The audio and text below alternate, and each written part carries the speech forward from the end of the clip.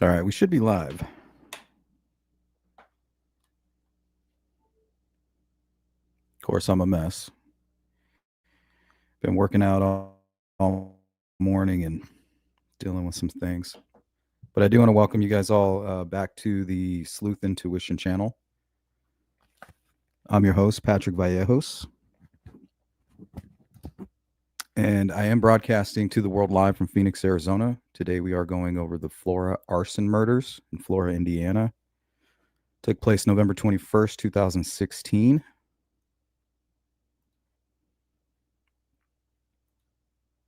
And we do have a lot to go over.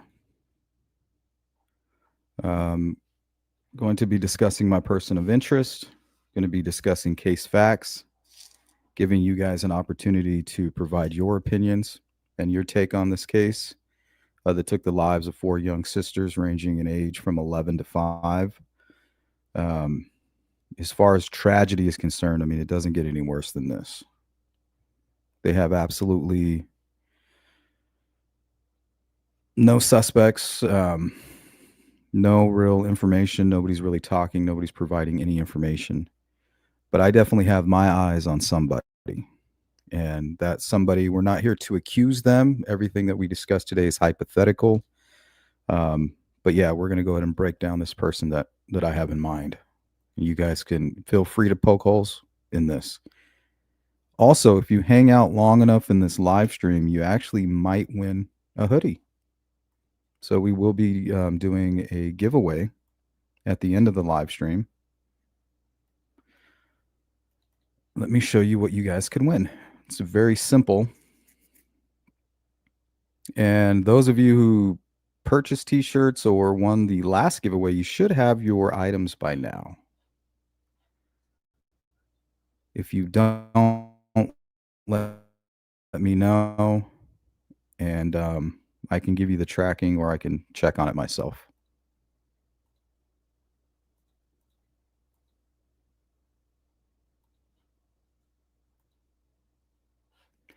But yeah, dark gray. It's a Hanes. It's just like this one here, except it's dark gray. It's really nice. I have it ready to ship. So one of you lucky viewers could be going home with a brand new hoodie. Let's welcome in everybody. Hathers Mir, good to see you. Ziggy. Yep, I had a great Thanksgiving. I hope yours went well. Sensei, good to see you. How you doing? Miss Dog Lover. CJK. Copper Horse, greetings to you. CJK says Kiana, Kiara, Cariel, Kiani. Your justice is coming, girls. So I think if you guys watched the video that I put out yesterday, now this is the official narrative, the official, unofficial narrative. So I think if we go through this narrative, I'm going to kind of stop and go. And I want to point out a few of these facts. Now, it's all factual information that's leading me to a person of interest, right? I'm using Occam's razor. I'm not letting things dilute my position. I'm not chasing down conspiracies. I'm not trying to tie in Delphi. And I'm not trying to exploit clicks with talks of Odinism and police corruption. Because right now, I think people in general are corrupt. They're going to be motivated, but as a whole, like as a group of Freemasons or things like that, we're not going to take that approach because I haven't seen anything to back that up. So we're going to lay out the information. I'll play the video that I made titled Narrative, which is the official, unofficial narrative. We're going to stop and go. I really want you guys to focus on certain pieces of information. Those certain pieces of information are what led me to my person of interest. And remember, guys, this is amateur hour, right? These are our theories. We're going to put our heads together. It's nothing official, but a lot can be done. You know, we can weaponize this group and point it right at these persons of interest if we want to. I had no success. I was denied the 911 call. There's lawsuits trying to get the 911 call. Fox News is already in a battle with the courts about it. It all comes down to Robert Ives, who isn't even in the picture anymore. He said, hey, that's evidence. It's not going to be released to the public. And then there's certain worker bees below him who have clutched onto these 911 calls. And it's a huge injustice. So right now, that's the battle. I think it's very important. And these 911 calls tie in directly with my person of interest. Everything does.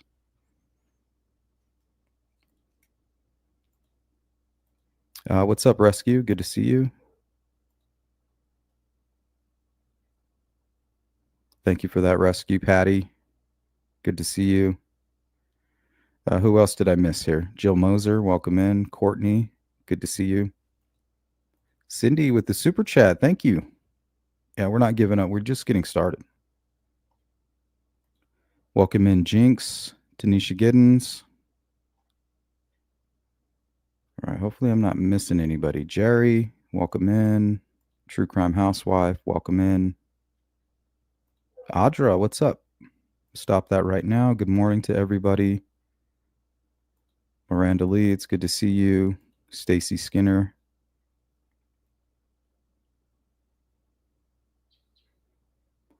Let's see who we missed. Kathy, good to see you. Hopefully you're still willing to hang out with me. I'm going to try to put something together for tomorrow, if you're open to it.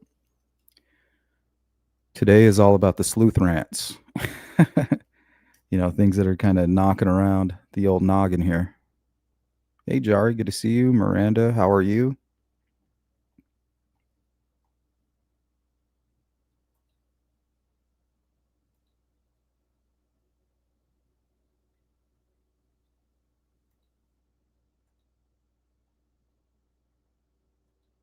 All right, I appreciate that. And thank you, Jinx, for the documents that you sent. Those were extremely helpful.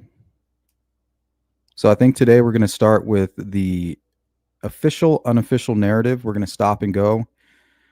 And I'll be pointing out some of the things that stood out to me and helped me develop this person of interest.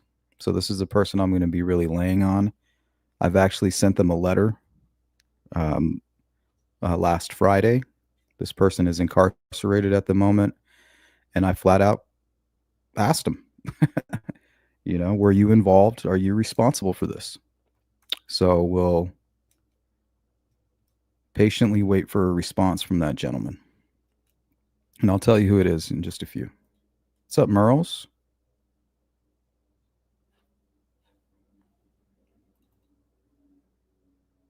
Okay, now the documents that I was reading here were all found online. Supplement number 1, narrative. I think one of the main authors was Senior Trooper G. Edwards. They're all based off of interviews and depositions of Galen, first responders, witnesses such as the neighbors, my person of interest, and things like that.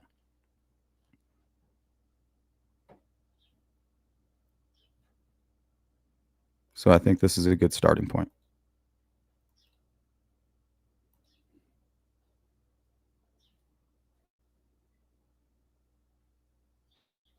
Narrative. On December 1st, 2016, I was contacted by prosecutor Rob Ives.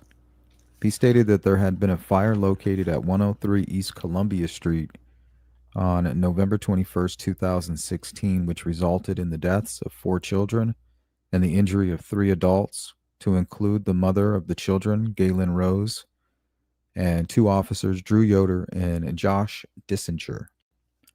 On December 6th, 2016, I met with SFM Dennis Randall at the Lafayette ISP Post. He briefed me on the incident and the course of the investigation to date and showed me photos and scans of the residence by CSI Scott Gilbert of the Indiana State Police. He said that on December 8th, 2016, he and other investigators, to include ATF Senior Agent Whitaker, CSI Gilbert, Detective Tony Liggett of Carroll County, and investigators for the insurance company, would be at 103 East Columbia Street to continue testing and examining the scene. On December 8th, 2016, I traveled to 103 East Columbia Street and met with SFM Randall, as well as the above-mentioned personnel. I walked through the scene, observing the damages and familiarizing myself with the remains of the home. While examining the upstairs bedroom where the children were found, I located two iPads and an iPhone. The iPads were located on the floor and the bottom bunk near the east exterior window of the bedroom. The iPhone was located on the shelf on the south wall, just above the top bunk near the doorway to enter the room. I collected these three items for safekeeping and potential examination at a later date. I took exterior photographs of the home and the locations of the iPads and iPhone. From the personal observation, the back utility room of the house appeared to have sustained the most damage. With wood surfaces being deeply burned, the kitchen appeared to be the next most damaged room, with all surfaces appearing to be equally burned and all exposed appliances damaged. Items located inside the cupboards appeared to have been protected from some of the heat, causing water pipes, drains, and small appliances, the crock pot, and even a bag of potatoes to remain undamaged. The dining room floor appeared damaged, with some fire damage to the surface. The lower stairs of the staircase and lower walls appeared heat damaged. But as I progressed up the stairs and the heat damage was present but did not appear to penetrate insignificantly as it did downstairs. Heat damage was present particularly in the fixture that held the fire alarm and the top of the stairs in the middle of the ceiling.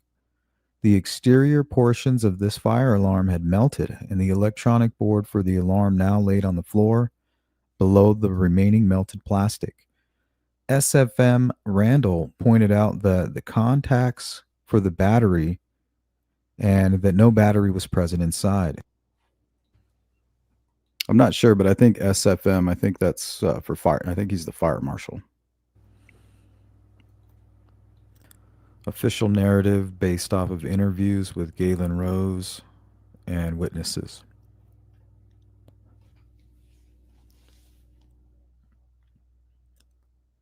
In the lower unit, Galen Rose was asleep in the first floor bedroom in the northeast corner of the residence.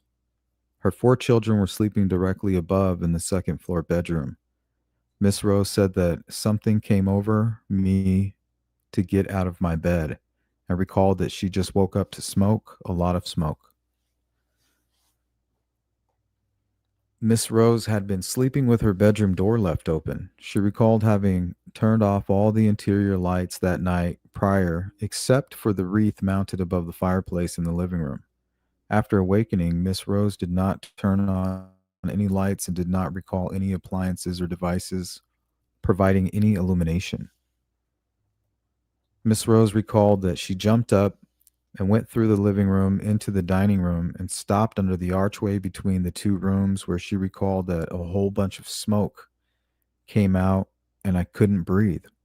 She recalled the heavy smoke being accompanied by the sounds of fire, like a fire is going in the fireplace, but did not specifically recall seeing any fire.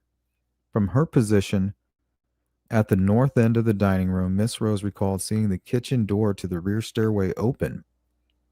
When interviewed in 2016, however, she did not recall being able to see the door through the smoke, and an interview in 2017 and her deposition in 2020. She remembered smoke and heat coming from the kitchen area and believed that she may have seen flashes of light or reflections of the fire and the smoke, but could offer no detailed account of the presence of flames within the apartment. From her position in the dining room, she recalled a thick smoke layer having been above head level. Miss Rose ascended the stairs to retrieve her children, but could only reach the sixth or seventh step before having to evacuate due to smoke and heat. She confirmed that at this point she was in a thick of the smoke and stated, I had to turn around and go back down because I couldn't take that smoke. It was too much smoke.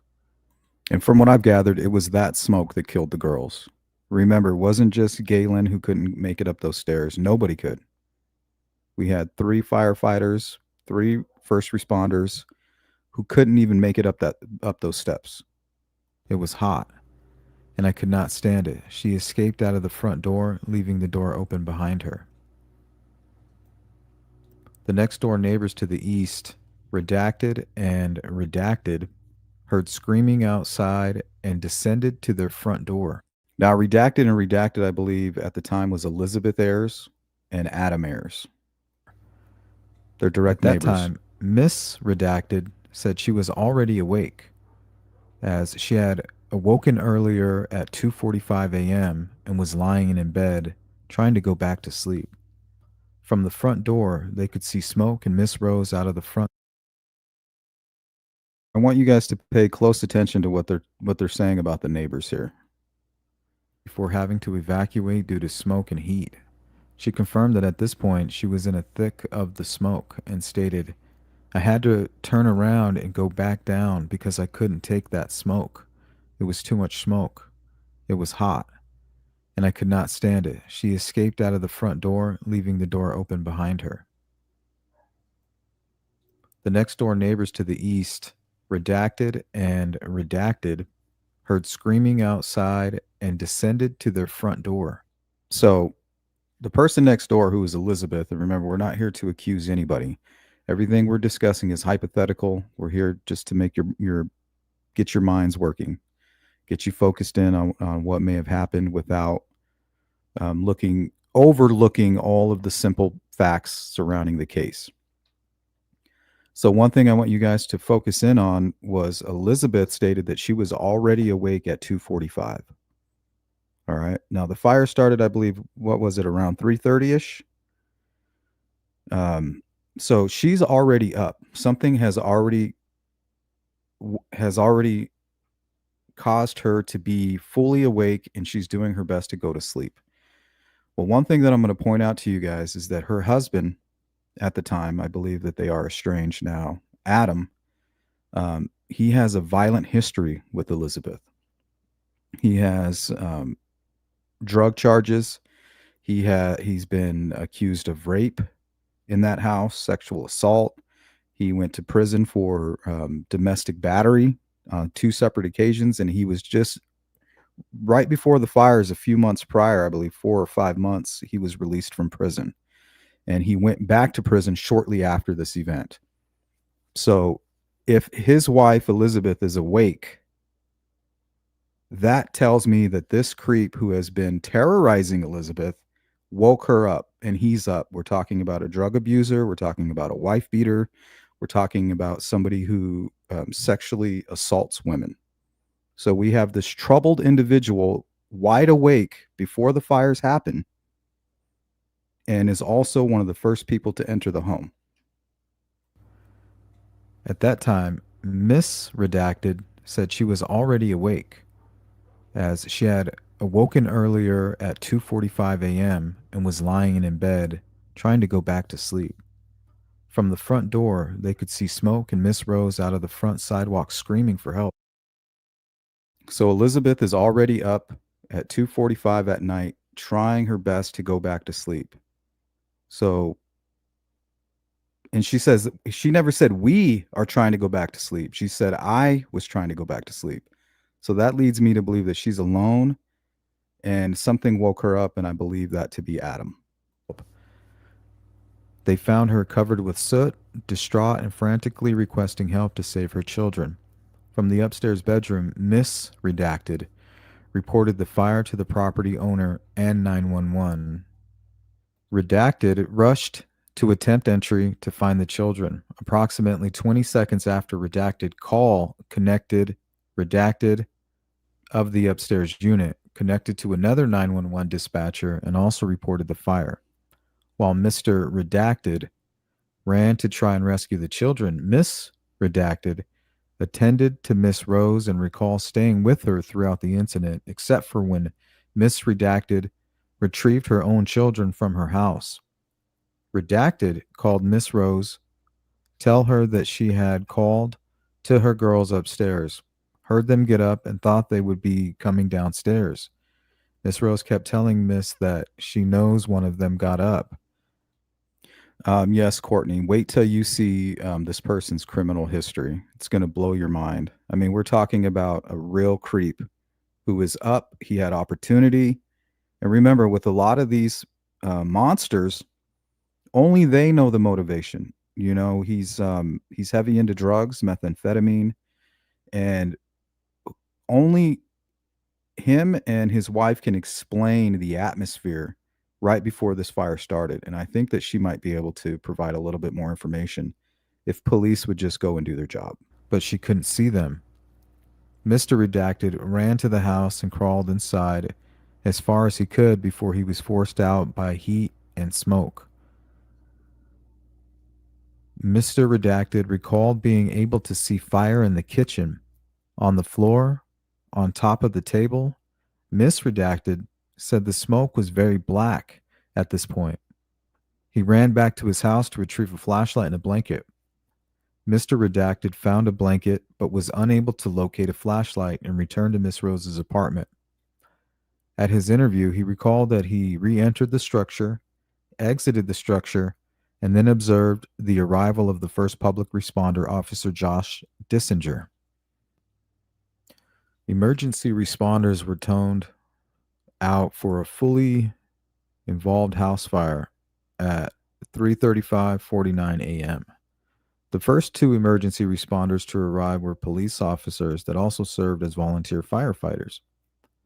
The first arriving responder was Officer Dissinger and the Flora Police Department. Upon arrival, he observed heavy smoke coming out north side front door and saw a stairway to the children's bedroom was inside and on the left. Officer Dissinger went to the front door, dropped down, and began crawling inside. At that time, there was about 12 to 18 inches of visibility at the floor. He entered, turned left, found a bed, and began feeling around the bed before being overcome by smoke and forced to exit. Once outside, he saw the second arriving responder, Deputy Yoder of the Carroll County Sheriff's Office, had arrived. Deputy Yoder recalled observing smoke just rolling from the house upon his arrival. Officer Dissinger and Yoder entered the structure together. They entered through the front door, turned left, accessed, and searched the first floor bedroom. Deputy Yoder recalled that you couldn't see your hand in front of your face and said it was pretty hot at that time. He told Officer Dissinger that they needed to back out. After exiting, Deputy Yoder recalled breaking out an East Bay window. So keep in mind, nobody can make it up those stairs. If you go up those stairs without an oxygen mask or protection, you're dead. It makes absolutely no sense to force yourself through that smoke. You're not coming down if you choose to go up there. Window of the front porch. Officer Dissinger recalled punching out the two windows in either side of the front door and vomiting on the front porch.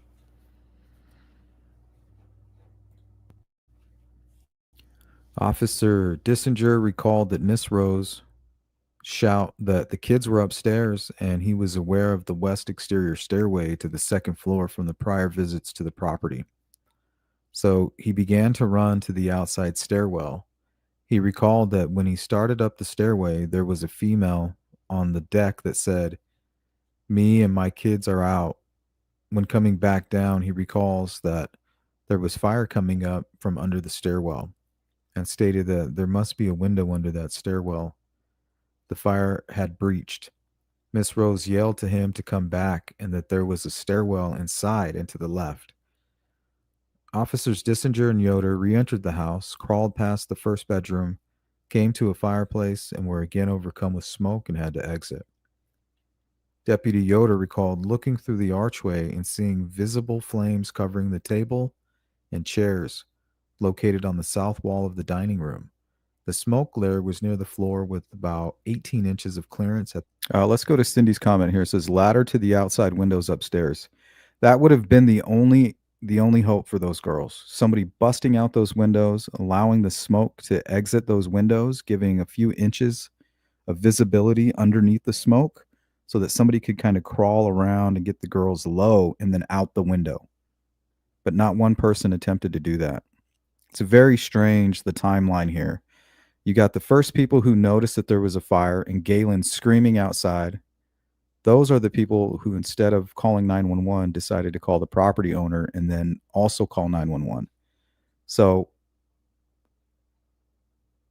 the fact that they won't release those 911 calls is very suspicious to me. That time. Once outside, Officer Dissinger told Deputy Yoder to go to the fire station to get an engine and some air packs. At approximately 4.75 minutes after the initial 911 call connected, Deputy Yoder departed from the Flora Fire Department as Flora Fire Chief Adam Randall arrived at the site. Officer Dissinger and Chief Randall entered the structure and made it most of the way across the living room before they were over. I believe that was the other occupant of Galen's home. So you have a room right above the living room, and there's a stairway on the outside of the home that leads to that dwelling. Next to that room upstairs is the girls' room, and the stairway inside the home leads to the girls' room. So you have two rooms up there. You have the occupants who are renting there, and then the girls next door to them. Overcome by smoke and heat and had to exit. Chief Randall recalled that the smoke had lifted to about chest high and that he noticed flames on the dining room floor in the southwest corner. As they crawled across the living room, Officer Dissinger recalled feeling an extreme heat on his face that was coming from straight across the living room. He could not see any flames at that time and did not recall seeing any flames on his first 3 trips into the house. Approximately 2 minutes after having departed the site, or 6.75 minutes after the first 911 caller connected, Deputy Yoder returned to the site along with the first responding fire engine and the Flora Fire Department equipped and bunker gear unit 628 arriving within the next minute. Officers Dissinger and Yoder donned SCBA ensembles and re entered the structure approximately 8.5 minutes after the initial call to 911 was made. Deputy Yoder was trying to locate the staircase, which he recalled Miss. Let's go to Cindy real quick. This is a good question. She's asking Kathy Clendenin, why break the windows out? My answer to that question is I believe that when the home fills up with smoke, the less visibility you have from the ground up to the smoke. So we're talking maybe 2 feet. But once you break out the windows, that smoke is going to exit through those windows and it's going to give you more clearance of visibility. But on the downside of that, it's going to feed the fire. So this is something you typically do when you're already ready to enter the home with full force. Break out the windows, the smoke clears, that gives you more visibility from the ground up until the bottom of the smoke layer. So at one point, it was only maybe 12 inches where you could just crawl underneath the smoke, break out the windows. That might give you another 2 feet of visibility underneath the smoke. That's the best I could come up with. Rose indicating was in the bedroom. He recalled touching a door handle, hearing something sound like it exploded, and when feeling like he caught on fire. So all these people trying to create conspiracies about accelerants being found on one of the officers, this is why. So let's play that back. Deputy Yoder was trying to locate the staircase, which he recalled Miss Rose indicating was in the bedroom. He recalled touching a door handle, hearing something sound like it exploded, and when feeling like he caught on fire. He recalled freaking out, punching stuff, yelling for help, and then he blacked out and later woke up inside the ambulance. So something exploded all over him, right? It's not like he went in there with gasoline on his shirt. Something literally exploded in his face. I don't know what that is. Could be a can of hairspray. It could be bug spray. It could be anything. Officer Dissinger recalled that they entered together and went straight past the fireplace to where they found the staircase. He said they made it 4 or 5 steps up before the heat was so intense on the back and top of his head that he knew if they continued up the staircase, they wouldn't make it back down. He told Officer Yoder that they had to turn back. He said they descended and crawled back to the front door. When he stood up, expecting Deputy Yoder. So now remember, there's no fire up those stairways. It's just all of the smoke that's coming from inside that home is going in one direction, right up those stairs. So it's not like Galen ran up there and was like, oh, I can't stand the smoke. I got to get out of here. No, she would have died. Those officers all tried to go up the stairwell where there's no flames and none of them could even make it halfway up there. If they did, you can hear it right here. They're quoting that they would have never made it back down. There's no way you're going up there, and that's the very thing that killed the girls was that smoke. Yoder to be with him, he wasn't there and instead heard him screaming from inside the house and suddenly go quiet. Officer Dissinger recalled finding Deputy Yoder flat on his back with his air mask off and unconscious before extracting him from the home. When initially retreating from the stairwell to the front door on the final entry attempt, Officer Dissinger recalled being so low that his face mask was dragging on the floor. He said there was only 6 to 8 inches of visibility on the floor level at that time. The smoke layer had banked down to the floor again, and Officer Dissinger recalled it feeling hotter this time. He recalled that when he had initially reached the stairwell, he could see a bunch of fire off my right at floor level, and it was coming towards us almost at a pace that you can walk. When he found Deputy Yoder, he recalled that the heat was almost unbearable. By the time he had dragged Deputy Yoder to the front door, Officer Dissinger recalled that fire was rolling over us. There was fire above our heads.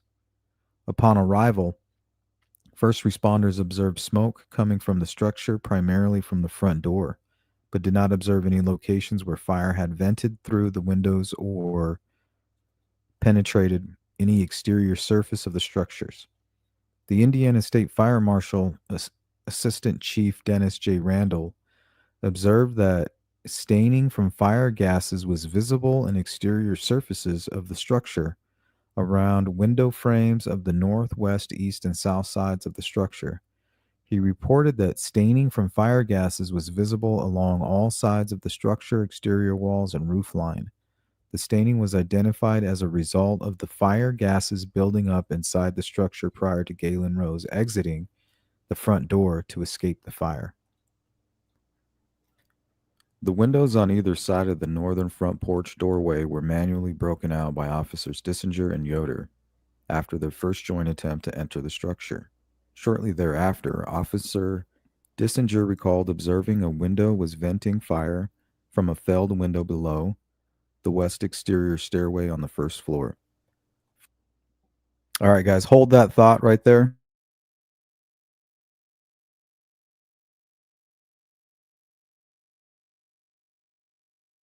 I'm going to reset my system, guys. I'm getting some weird feedback. This sometimes happens. It'll just take a moment or two.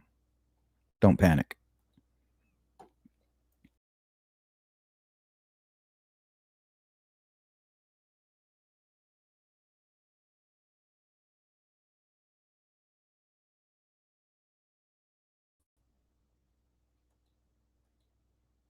Okay, just need to reshare my screen and then we'll get back to it.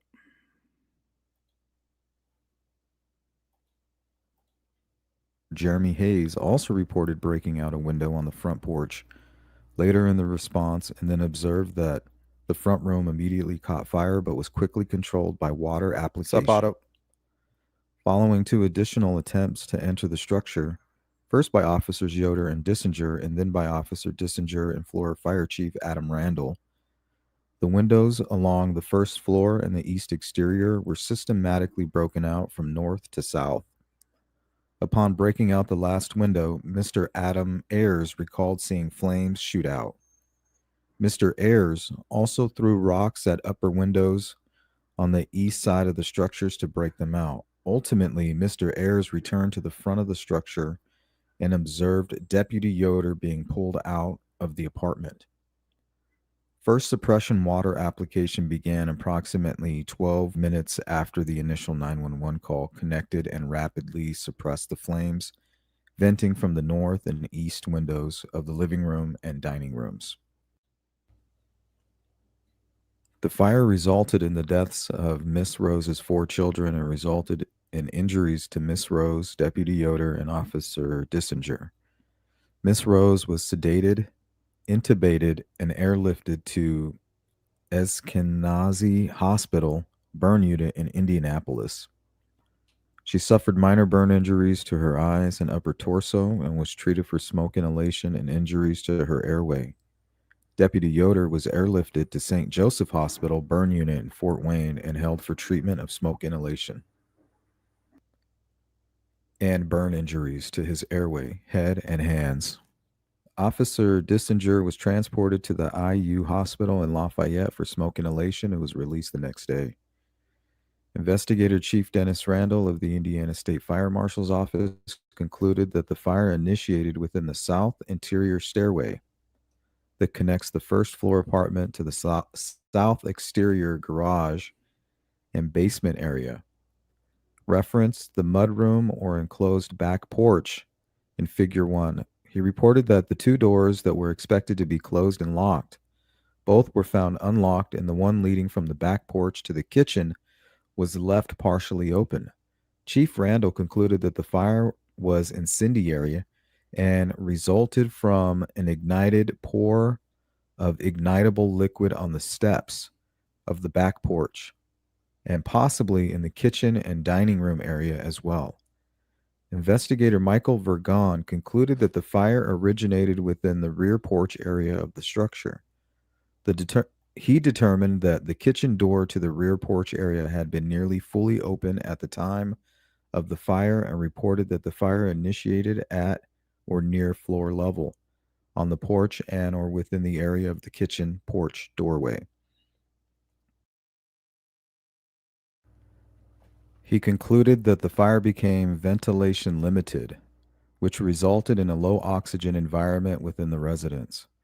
Mr. Vergon reported the cause of the fire to be incendiary in nature and caused by the intentional ignition of combustible materials by a competent ignition source, a match or a lighter. Mr. Vergon further concluded that based on witness testimony of Mr. Adam Ayers and patterns of burning observed on the south end of the desk, the basement door, and the door frame, the possibility also exists that an ignitable liquid was utilized to facilitate and enhance flame spread.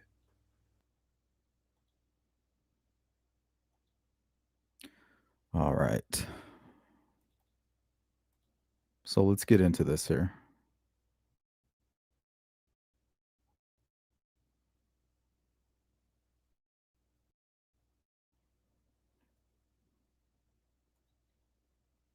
Having a little bit of technical difficulty, so just bear with me, guys.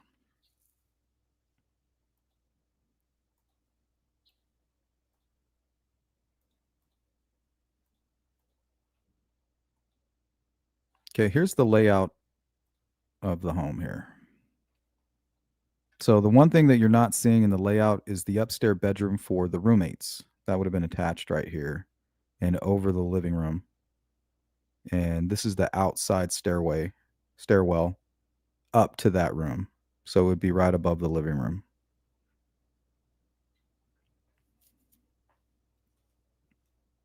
So you would walk up the stairs here, take a left, and then a right into the girl's bedroom. And that smoke just filled up this whole area here. And if you were to open this door here, that's it. It's over.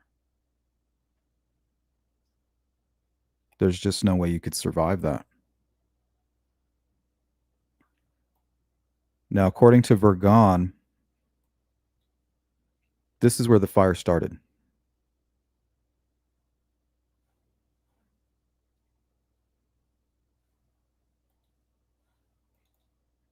So let me pull up a few different photos to try to help you guys kind of visualize this area.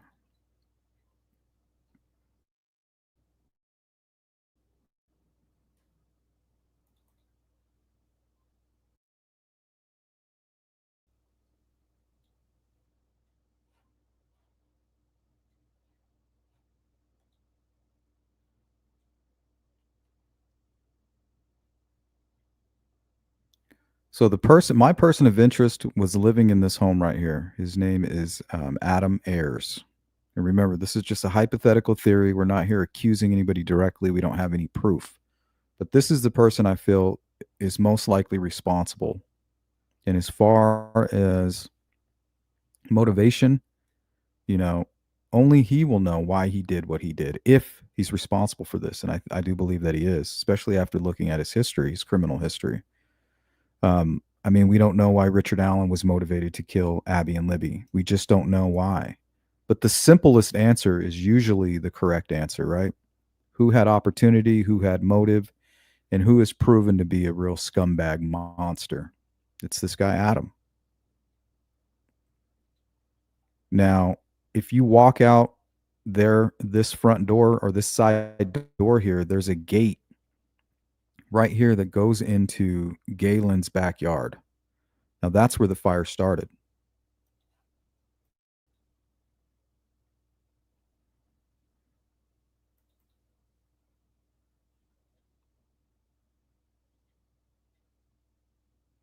So I don't have these photographs very organized, but let me do my best here.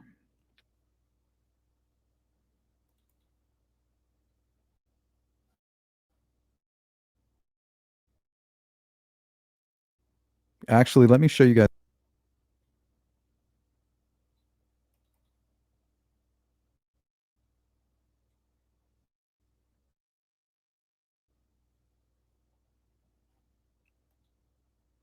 Okay, here's the gate. So you walk out of the neighbor's house, and there's a gate to the backyard of the 103 property. So you can walk behind, you can walk right through this gate, and the fire started through this back door that's in this backyard here.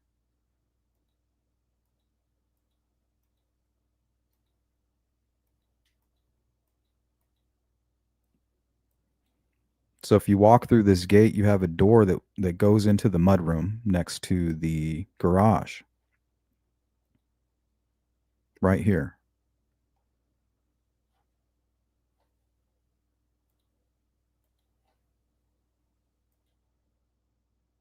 So let's do this.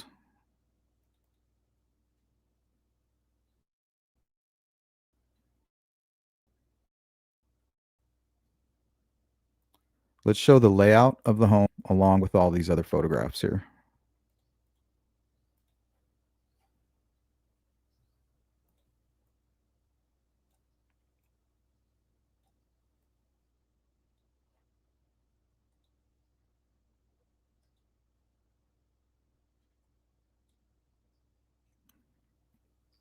So what you're seeing to the right, this stairway, is this stairway right here. So you would enter the fire starter or the arsonist would have come in through here. And all of the witness testimony, they talk about the table being on fire. And now I don't know if the table was in the dining room or in the kitchen area, but I believe I can see the remains of a table here in the dining room. So whoever lit this fire is going to come in here and either light a fire and then douse it with accelerants while there's already a flame, or to kind of feed it, right? Like, hey, this fire is not building up fast enough. I'm going to squirt something onto it. Or they doused it already. I think they did it. They may have done it after the fact, but I'm not exactly sure. But according to all the witnesses and the investigators, they believe that the fire started back here in this area. And this is where I believe Adam walked in. For whatever reason, he was motivated to do this. I believe he's the person who is responsible for this fire. Right? Hypothetically. Now, for whatever reason, it's up. It's late at night. It's about around 2 a.m. What's he doing up? Why does he have his wife Elizabeth up? I think a new interview with her to kind of explain what was going on. Now that he's in prison and can't harm her, he's in prison for a long time, guys. This is a very violent man. So I'm wondering if she would be willing to kind of talk about what she thinks his responsibility may be. You know, what was he doing? Was he drunk? Was he high? Did he have any interest in the neighbors? Was he complaining about them? Um, you know, doesn't need to be some kind of weird conspiracy to have a deranged neighbor come over and do something horrible like this, not really planning to kill the girls, but really maybe not even concerned if that did happen. So at about 3:30, you have Galen asleep here in this room, door open, and the fire. And I believe she woke up around 3:30. So the fire would have been already raging through these rooms here, and the smoke is just going right up those stairs already. It's not going in the house; it's going up the stairs. So she woke up with a bad feeling. Now, the bad feeling that she had, I believe, is that somebody was in her home lighting a fire. They're dumping stuff over here in the mudroom, in the kitchen, and maybe even on the dining table, and then running back. So the image you see on the right is the stairway up the mudroom here, and the items that you see burned would be along this wall here.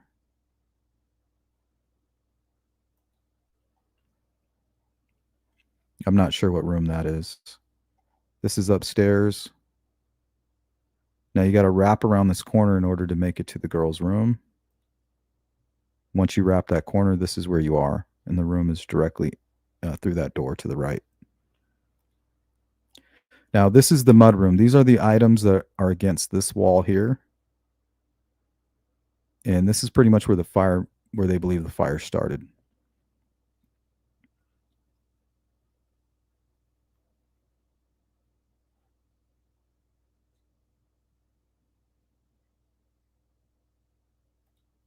Have a great day, Cindy. Thank you for sponsoring today's live stream. And I want to welcome Big Country 48 to the Sleuth Crew. Welcome aboard.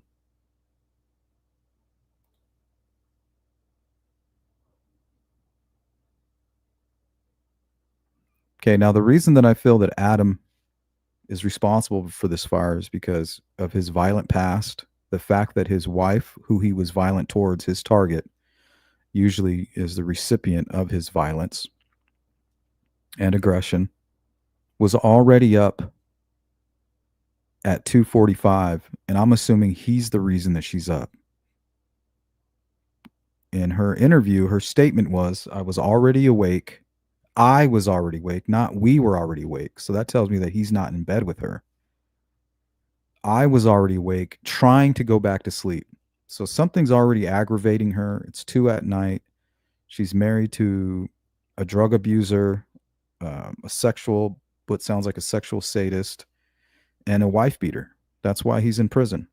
So you have this man who is also one of the first responders. So the moment Galen runs out the front porch here, and she's screaming out here on the sidewalk for help, her neighbors are already awake. Now the question remains, why? Why are you already awake? Why can't you go to sleep? And does Adam have anything to do with those reasons? Is he already running amok? Is he already being a piece of shit? Is he already being aggressive and angry?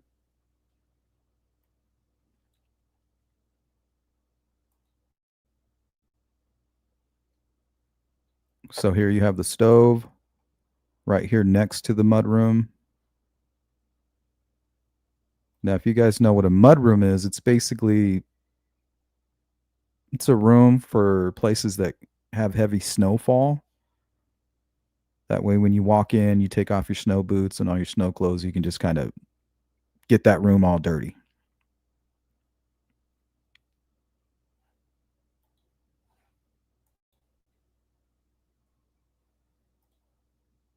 Okay, let me catch up on the chat real quick and then we'll continue on. Kathy says the landlord stood to benefit. And the landlord testified when they called to reach out to local law enforcement. They said Elizabeth's house is on fire. Elizabeth is the neighbor, but they also own both of these homes here. They own the 105 and the 103.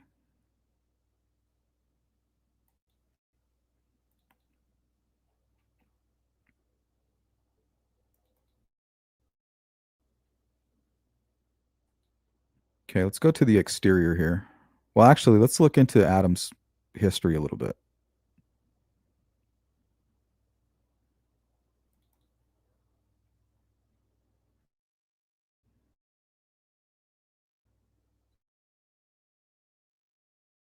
And it was the first one to kind of point.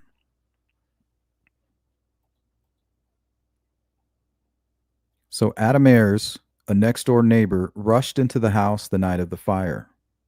He rushed in, rushed out, went back and got a blanket and was looking for a flashlight. So he's just wasting all kinds of time.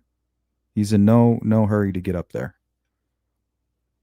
So Adam Ayers, next door neighbor who is now in prison for basically terrorizing his wife Elizabeth, rushed into the house the night of the fire.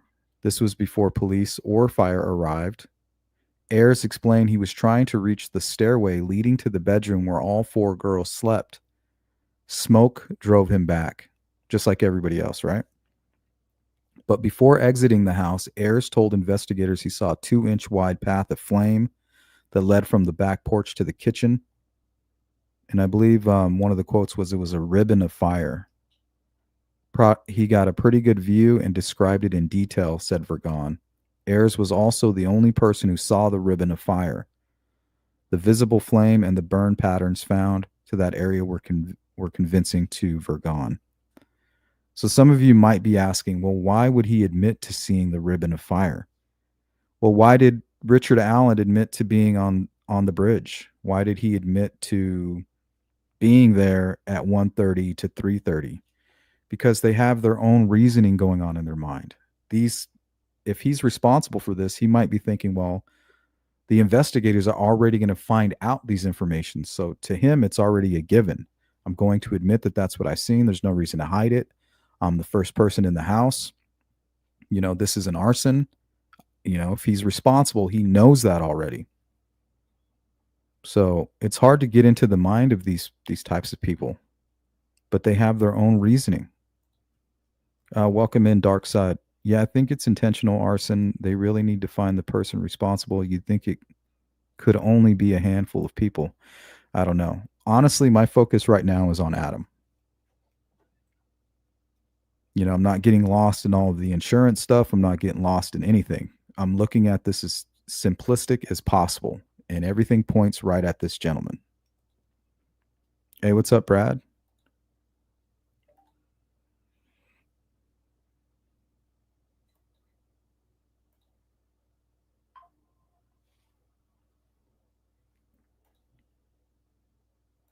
Let's go to Kathy. The apartment was the whole upstairs besides the girls' bedroom. They had one bedroom and one bath.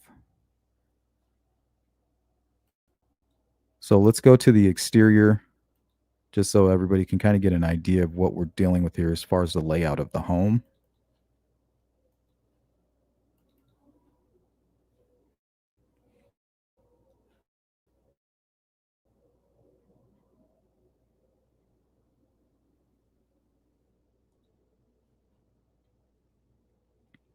So my POI, he's living here. Most likely his wife at the time, estranged, I believe now, maybe even divorced, is up here. And there's a gate to the backyard of Galen's home over here somewhere. Now, this individual, for whatever reason, could have gone right through here, through the gate, into the back door, and may have even done it out of anger. Now, I don't know the relation. It may be his brother. I'm not sure, but I believe Josh Ayers is one of the owners of both of these homes. So he may have been doing it to harm them. Now, remember, this guy is a real piece of shit. I'm talking huge, a huge piece of shit. Not only that, what is he doing up? Why is his wife up? Why is she trying to go back to sleep at this time? Is he drunk? Is he high? Is he pissing her off? Well, we know everybody in this home is completely asleep. Right? 3 a.m. But for some reason she's up, sleeping alone and trying to get back to bed. So that's my number one question is, first of all, what was going on in this home before this fire started?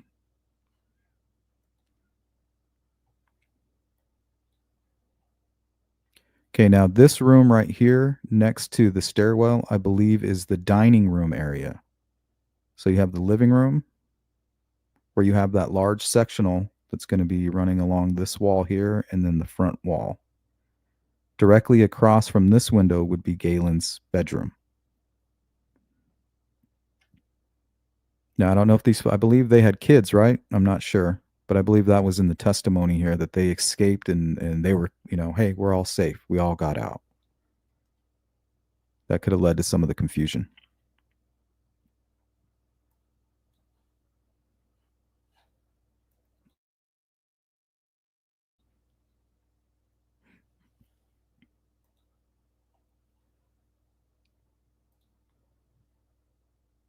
Yeah, that's crazy to believe that rescue.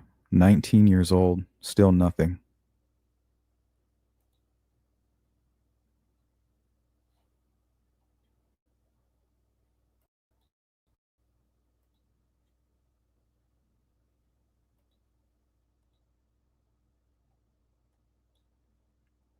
So there's the door to the mudroom and the back entrance into the kitchen.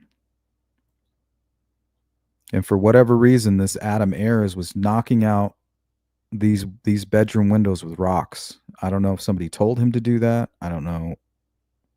It would be good to know why he decided to do that. What was his reasoning behind it? Was he asked to do this? Not quite sure.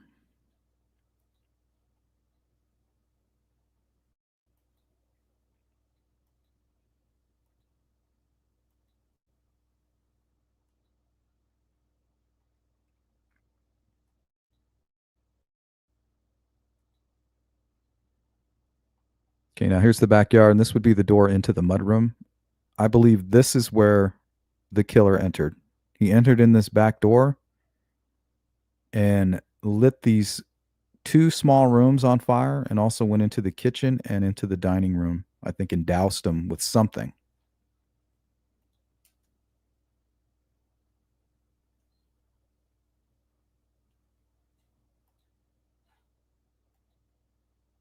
Here's a good view. So there's a gate here. I believe whoever started the fire entered in here. Didn't go very far into the home. And who knows why they did it? Who knows? But I believe it was Adam Ayers, who possibly could have been the individual who lit this fire. And let's kind of get an idea of who this person is. This is all public information that I found.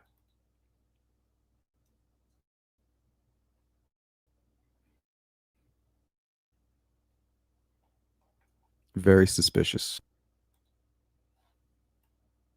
Okay, Adam F. Ayers, born October 1981, male, white, and he is currently locked in prison. Says here he should be out in 2026.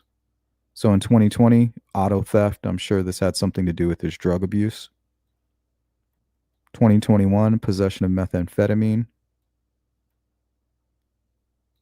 Unlawful firearm possession of a serious felon.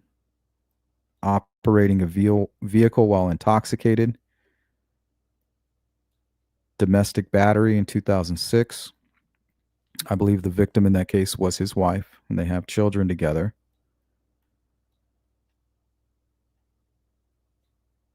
So June of 2014, criminal confinement.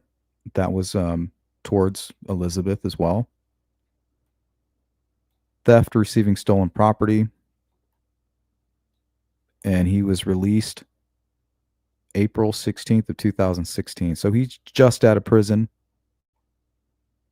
Fires happen at the end of this year, at the end of that year of 2016, and he goes right back to prison. So if you look him up, location, Putnamville Correctional Facility. That's where I sent him correspondence. Now here is a call. Here is the 2014 call that he was charged with. He ended up only being charged with criminal confinement, I believe, and like domestic battery. But here, the call was arrested for rape, domestic battery, strangulation, criminal confinement, and intimidation. Thomas and Redmond investigated. So this is the kind of person that we're talking about here. So that's 2014. Now, a recent judgment in his second case after he was released from prison, he did it again. So he was charged with domestic battery of a person who was previously convicted of battery, a domestic battery committed in the presence of a child less than 16 years old. So, I mean, we're talking about a real piece of work here. Beating his mother, beating the child's mother right in front of him. But the judgment was domestic battery, has previously convicted of battery against confinement for his wife, who was the person who was saying, I was already up. So this person who has been multiple times has been battered by this individual, who is a drunk, who is a druggie, and who is a monster, and is also the first person to enter into this home other than Galen Rose.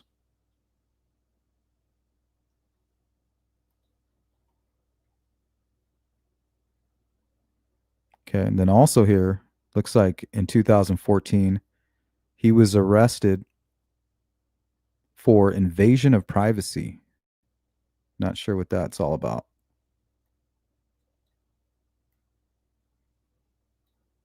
So in 2014 was the first domestic, or actually his second domestic battery charge, and was also committed in the presence of a child. So, you know, he's winning Father of the Year here.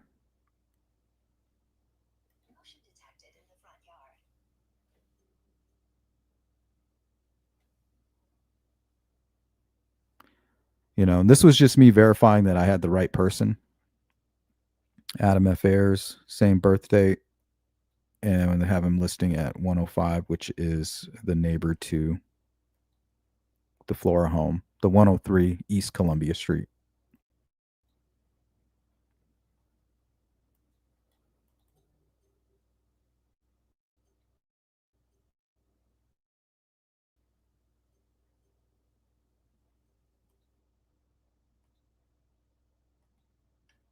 All right. So after this, we're going to go into the chat, and you guys can go ahead and poke holes in these theories here.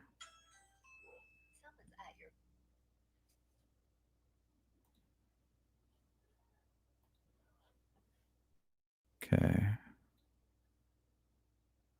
So it'd be easy to exit this home here, go through the gate, and enter this back door. Walk in, light this fire, light a fire here, here, here, maybe even here on the dining table, and then simply walk back out and go to your home.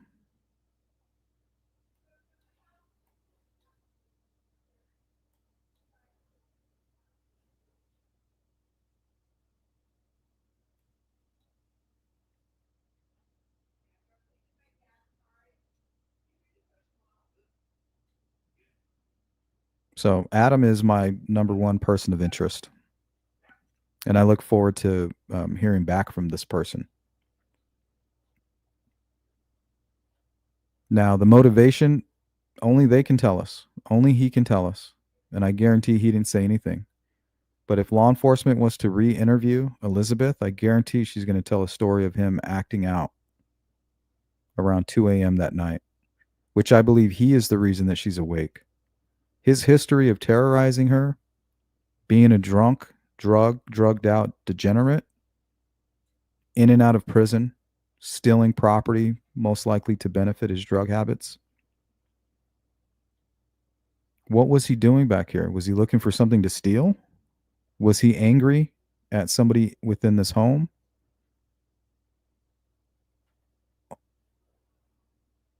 I believe only this person can say. But this is my number one person of interest right here.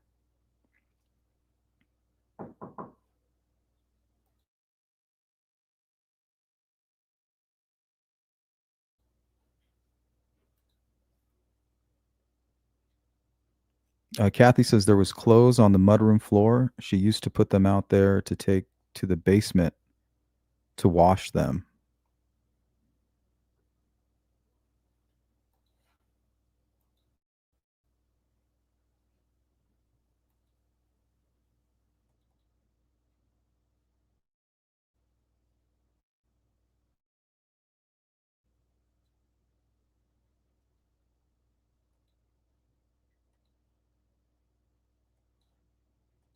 All right, let's open up the floor for discussion, and then we'll go ahead and give away a Sleuth Crew hoodie. Laura C says that would be my first guess. He had direct access without being seen. Exactly. Nobody was seen. Nobody noticed anything strange.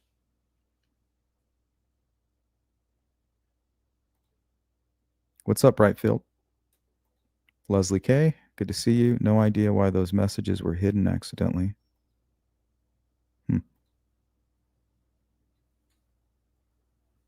Kathy Clendenning says, I thought they helped watch the girls, but I'm sure asking Galen. Yep, I'm focused in on Adam Ayers. Everything, all my instincts are pointing at him. And I'm doing my best, not to miss the forest through the trees. It's the most simplistic answer. It's in his character. He's a violent person, alcohol and drug abuse. He's already sounds like was causing problems that night. So he would have had opportunity, and if there was a motive, maybe he can shed some light on that.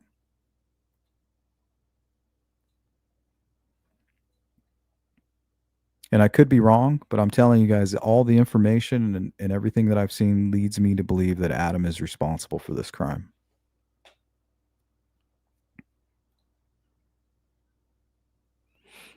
Stop that right now. Good to see you. In the narrative you read, did it say it was started at the back door and the front door? Right back here. I believe on the floor, up the stairs, in the mudroom, the kitchen, and somewhat in the dining room. And it burned right through this wall right here. Or no, I'm sorry, it burned through this wall. And all of the smoke that came out of the kitchen went right up these stairs. And if you see it, it acts just like a chimney. This is a chamber right here that would be completely engulfed in thick black smoke. Galen got about halfway up. The officers got about halfway up. And there's just no way. There's absolutely no way. Not only are you going to have zero visibility, I mean, you're going to pass out within a minute, if not sooner. It's just not possible. They needed to come through these windows here. There's one on the side, and then there's one on the front that was broken out by Adam with a rock. So why is he breaking out windows with rocks? So I'm very curious as to why he did that. Was he told to do that? Was he asked to do it? Or was he just simply drunk or high?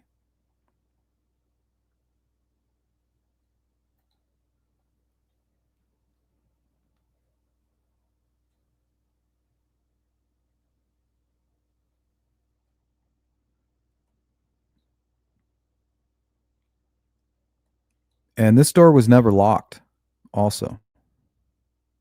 And a lot of the witnesses stated that this door was wide open. This door was wide open.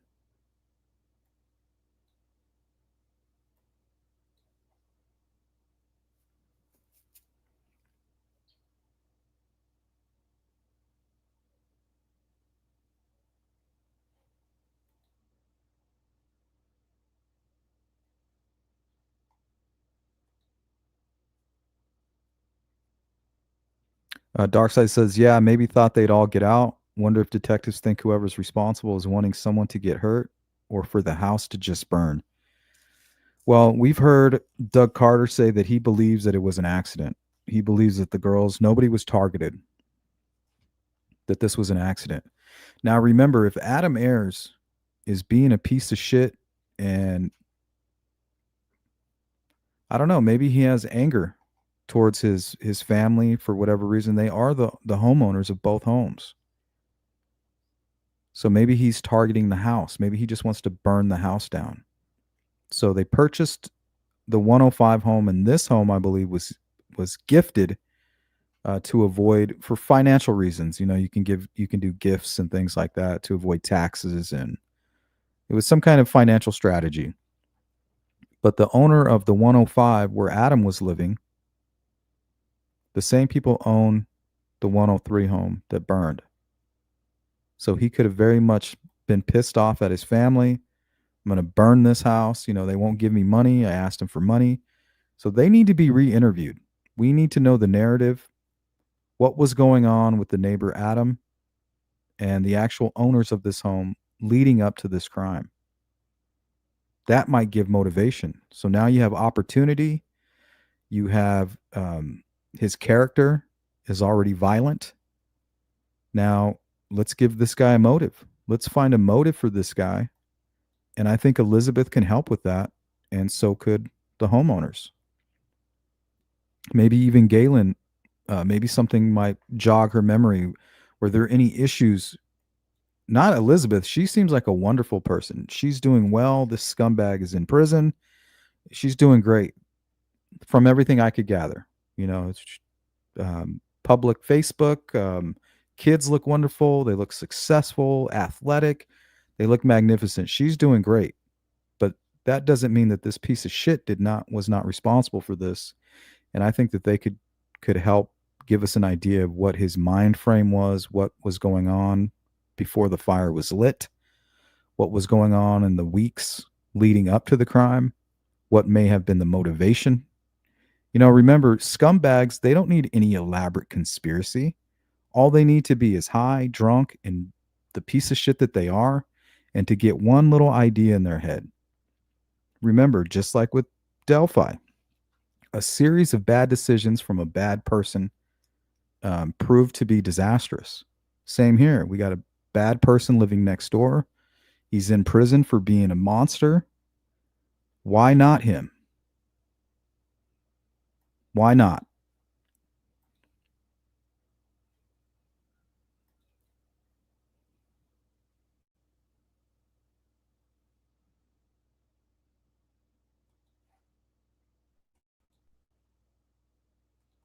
Let's pull this one back up.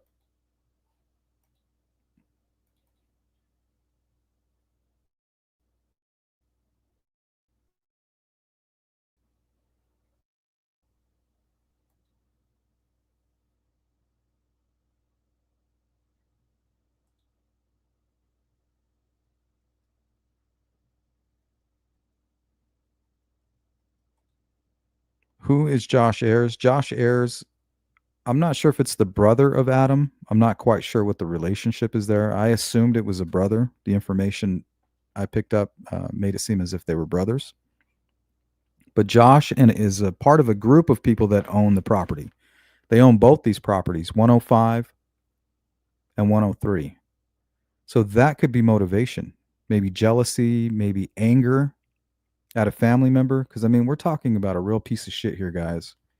This guy is in and out of prison for harming the same woman, the mother of his children, repeatedly. So why do bad people do bad things? Hold on a second.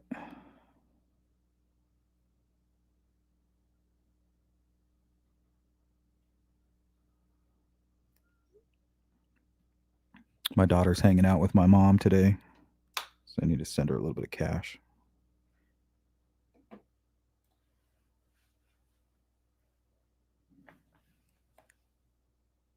So if you guys are catching this on replay, feel free to poke holes in this theory. Feel free to do your own digging, but that's where I'm at right now. My eyes are, and I don't have tunnel vision, but everything that I've uncovered so far tells me that Adam is responsible for this fire. So the two main people that need to be re-interviewed would be Elizabeth and the owners of this property, specifically Josh. Did you have any issues with your family member Adam? Did you guys have problems?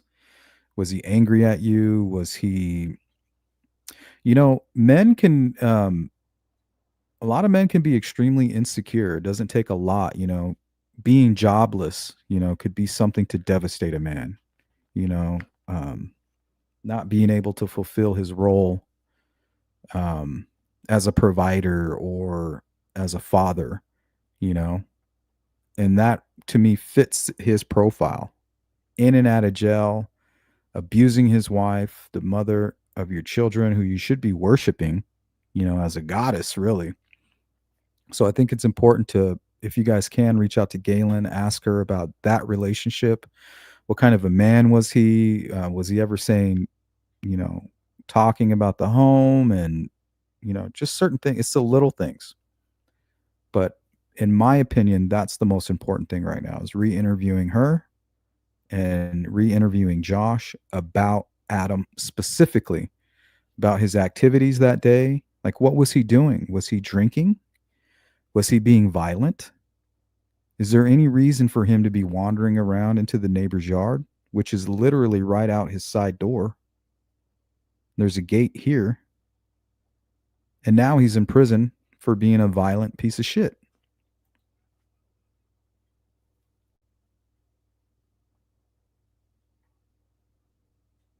Yeah, it looks like everything was swept out.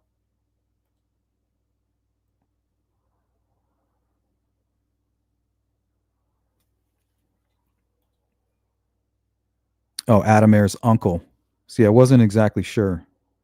So why would he have a vendetta or a bone to pick with Josh? He could be just pissed off at life. You guys have two houses, I have none. I'm here renting. I can't even provide for my family. I'm addicted to drugs and alcohol. I'm a violent piece of shit. I have nothing. These neighbors, they're pissing me off. They're always leaving their bikes, or they're always leaving something where I park my car. Who knows what the hell's going on through sick people's minds? But one thing is for sure, this is definitely a sick individual. He's the first responder, the first person to respond to the fire physically, other than the occupants. And what is he doing up? Why is he already awake? Why is his wife already awake before the fire even started? Why is she awake shortly before the fire? I believe 2:45 is what she stated, is that I was already awake and I was trying to get back to sleep. Okay, why were you awake? Was it this piece of shit Adam? Was he fucking with you? Tell us about what happened, you know?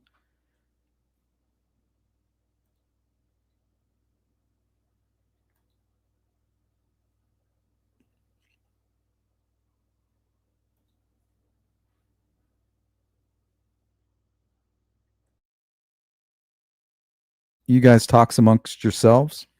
I'm going to be right back. I need to check on something. But if you want to enter into the drawing and you guys are okay with sending me your address, I can't send you a hoodie unless you send me your shipping address. So in capital letters, just type this into the chat in all capitals. Count me in, and I will add your name to the spin wheel, and we'll do a drawing. So give me about a minute or two. I'll be right back.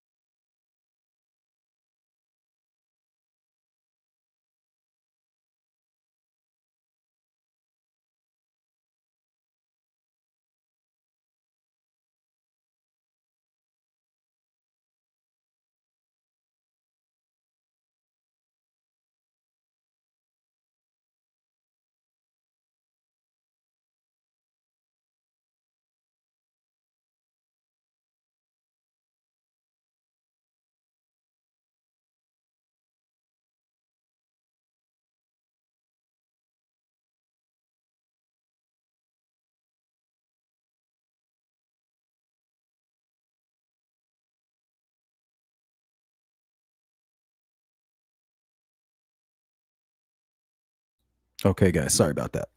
Okay, so you have a drunk, drugged out, violent neighbor who happens to be the first person on the scene, and this person is related to the homeowner of the home. Now, you guys, it's just ringing all kinds of bells, right? That intuition is just buzzing. This is the man that I believe may be responsible for this crime.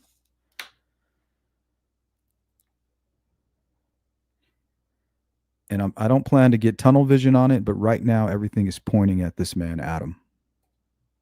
Hypothetically, right? Welcome in, David Rogers. Shame Evans' office as mayor and its policies. Josh Ayers as owner of the Flora property. Becky Patty sign off. Appraisal. Delphi Abbey had the drop on this. No, you're dumb.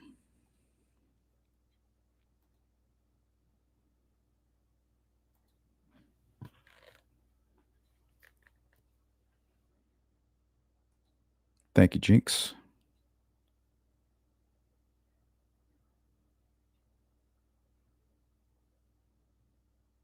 He's the nephew to the owner, and Josh Ayers owned their home also.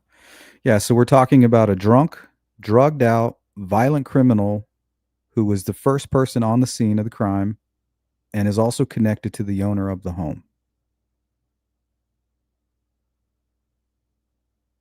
Tell me I'm wrong, guys. Not to mention his wife was already awake shortly before the fire started. So the person he's in prison for terrorizing is already awake. That tells me that he's most likely responsible for her being awake. Because she didn't say, we are trying to go back to bed. She said, I was trying to go back to sleep.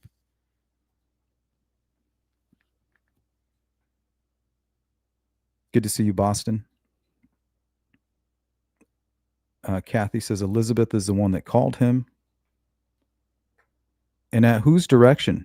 Did Adam say, make sure you call such and such? And then they called law enforcement? There's a reason that they don't want these 911 calls released. And that reason is there might be something in the background or there's something there. And we need to fight really hard to get those released. Not only because it's our right, but there's a reason that they don't want to release that information.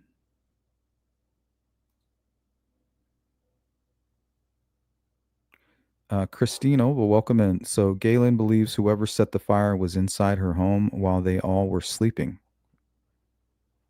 Well, I think the investigators do. So Galen would have been asleep here, door open, and whoever this was came through the back door, I believe, and was kind of walking through these areas here, just these first few rooms. At around 3:30 at night, between 2 and 3.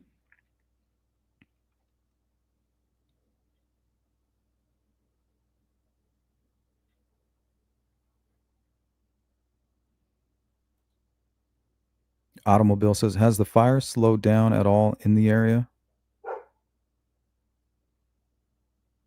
As far as what? I mean, I don't see any patterns. We've looked into a lot of other arsons and stuff like that, but I'm not seeing a pattern here. You got it. Stop that right now.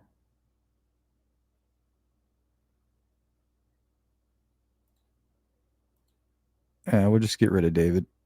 Bye, David. We don't got time for that. You might not take it seriously, but we do.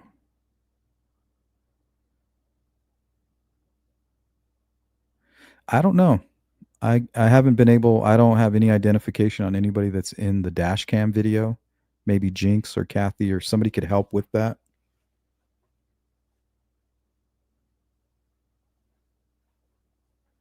Jinx says the back door that leads into the mudroom never properly shut. Both the upstairs tenants and Galen told the landlords. So this would have been common knowledge to anybody who was familiar with that home. So it'd be good to know if Adam was in this home prior, ever. maybe before even Galen was renting, maybe during. But I believe this is the door that Jinx is referring to right here. And the gate would have been right here. So he would have just walked out his side door, through a gate, and into this back mudroom area. And this is where the fire started. Nobody would have seen him or been the wiser.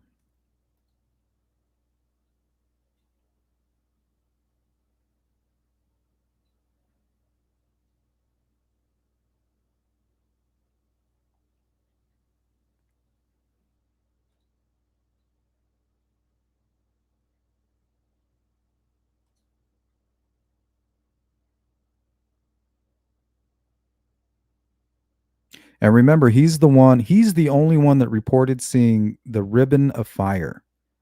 Now, the ribbon of fire is something you would see if you dumped a bunch of chemicals and then lit those chemicals on fire. It would look like a ribbon on the floor or on the counters or whatever. And you might ask, well, why would he admit that? Well, because in his mind, he's probably thinking, well, they're going to find out anyway. I'm not the only one that saw this, obviously. But the question is, did he see it because he lit the fire, or did he see it when he came back in? So not only is he the first person in the home that doesn't live here, he's reporting the ribbon of fire, which is the first clue of arson, was his testimony. He lives next door. He's a drunk, he's a drug abuser, and he's a very violent person. So we have drunk, drugged out, violent criminal next door who happens to be the first responder and is the only person who witnessed the ribbon of flames, the 2-inch wide ribbon of flames. Telling you guys, this is my guy here. We're not going to have tunnel vision, but right now, and that's why I wrote him a letter. I wanted to ask him straight up. Did you do this? Are you responsible for those fires?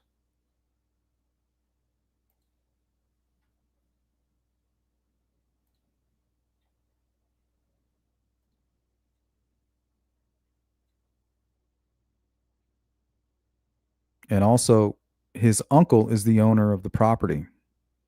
So that might tell us a little bit about a motive. Maybe he has an axe to grind. So Josh would know and Elizabeth would know. Those are the two most important people I think that need to be re-interviewed, specifically about Adam.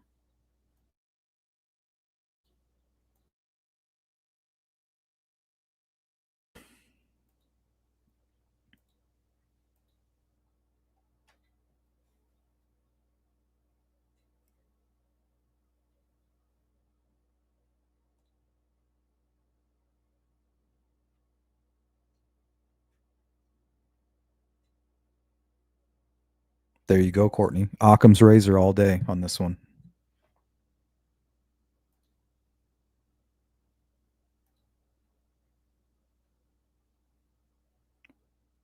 His connection to the property owner might tell us a little bit more why. Kathy says, yes, owned both homes.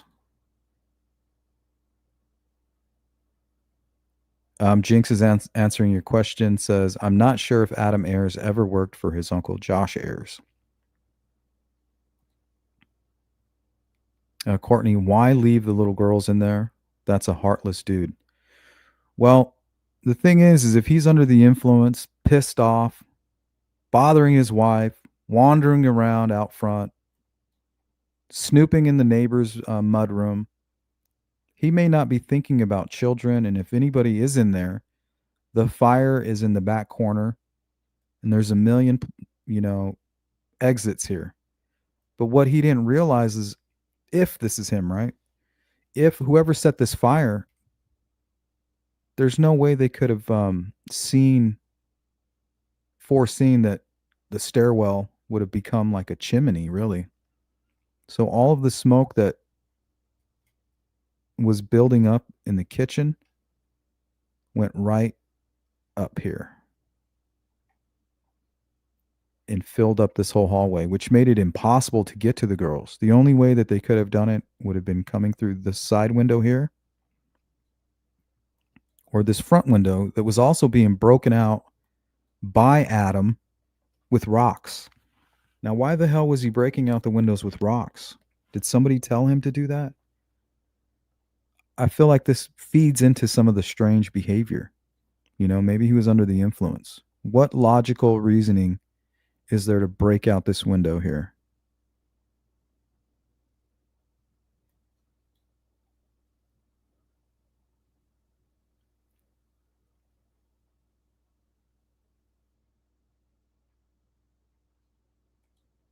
Tanisha Giddens, unless he did it for his uncle.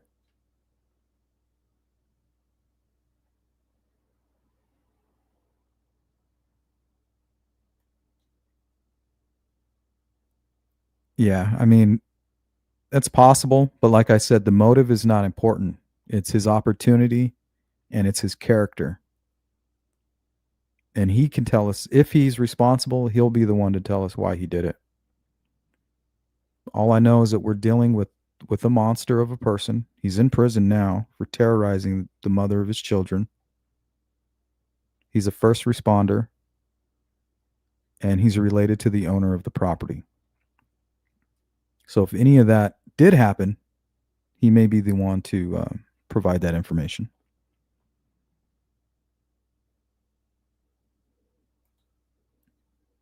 Which part, Kathy?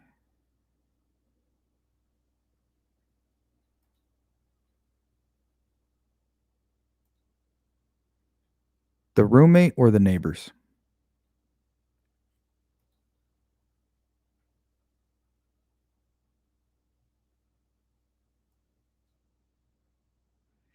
Not much. Stop that right now.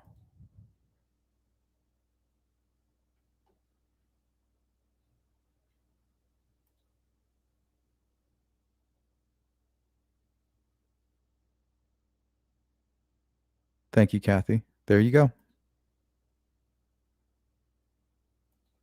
Laura C. Had Galen had any issues with the neighbor? That's what I would like to know.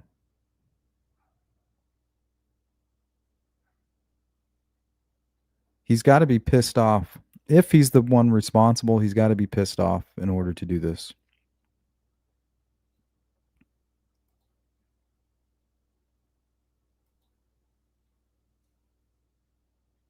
Hey, GP, good to see you. Hope you're having a great day. No worries.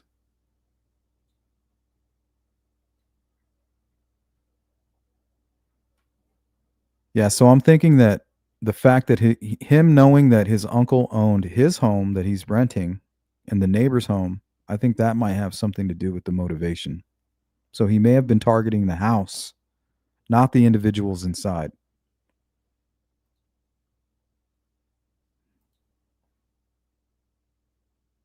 We're dealing with a very angry person.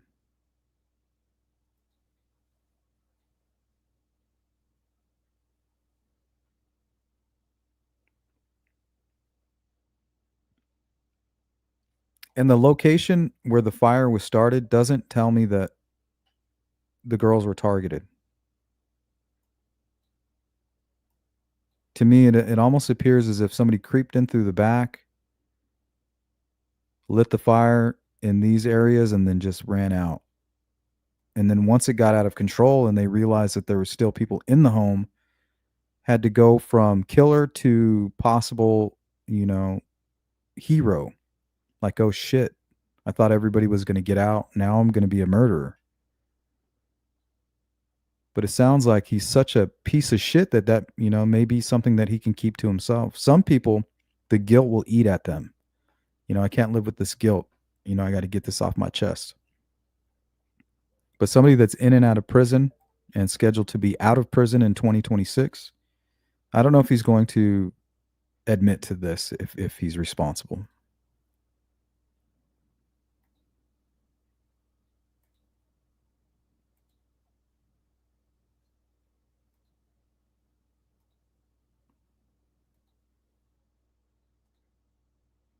Could he not make it up the stairs because of the heat and smoke? Did he or any law enforcement ever say? Yes. So you had three officers that tried to go up there. They couldn't do it. It was just too much smoke. Adam says he tried to go up the stairs, couldn't do it, went back to his house to get a flashlight and a blanket. Came back without a flashlight and just a blanket, went inside and came right back out.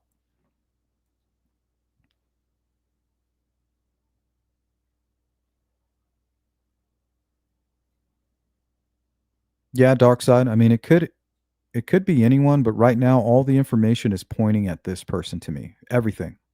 His connection with the home, his history, his violent history. If you're profiling somebody, why would they do this?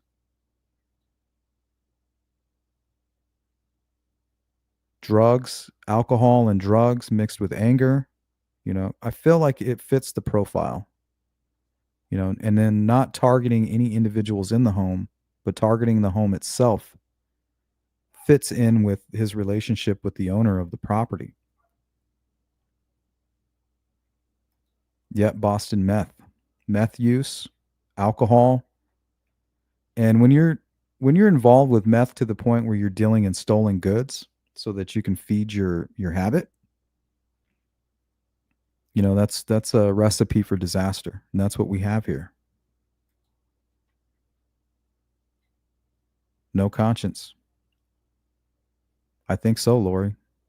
So motive is unknown, undetermined, but could be related to the homeowner. Opportunity was obviously there. We know that his wife was awake at 2:45 before the crime even happened, which tells me he's the one that had her up that late at night. What was he doing? Was he drinking? Was he abusing drugs? Was he causing havoc within the home? Why is she awake? Why is she sleeping alone? Trying to get back to sleep. What's keeping her from getting back to sleep? Why is she awake to hear Galen screaming on the sidewalk right here? She's awake. And then mysteriously, here comes Adam. He's, bright eyed and bushy tailed, already here. The first one there.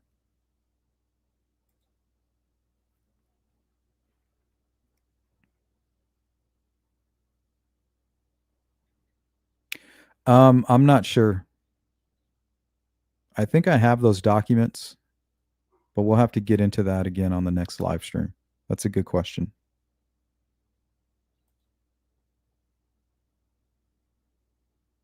But I think right now the most important thing is getting those 911 calls. I want to hear, I guarantee you can hear him in the background. I want to hear what Elizabeth and Adam are saying to each other, what's being said in the background, and what's being said to the operator.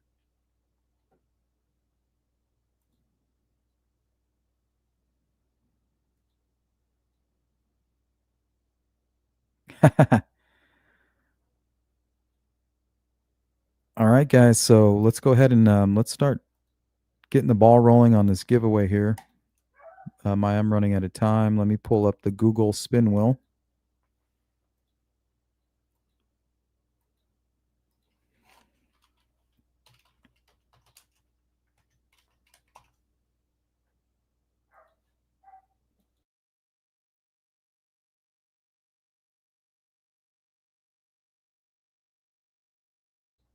Okay, that makes sense. That means that he knows that property. That means that Adam knows that property well. If it's been in the family that long, you know, that would be what his grandparents, right? That would be Adam's grandparents, I believe.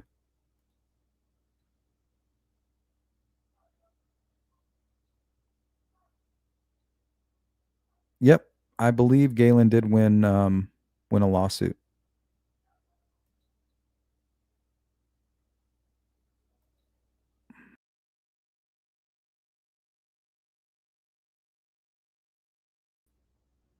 There we go. I'll try that again.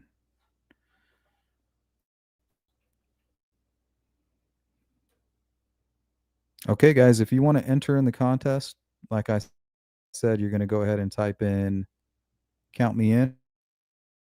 And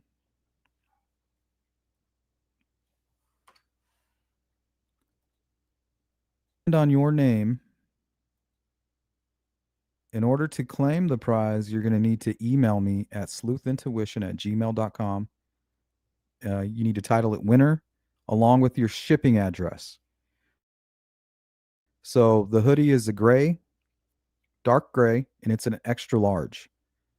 Um, in order for me to get it to you, I need your home address. So if you're okay with that, just type in count me in, just like Courtney put here, and we'll add your name to the list.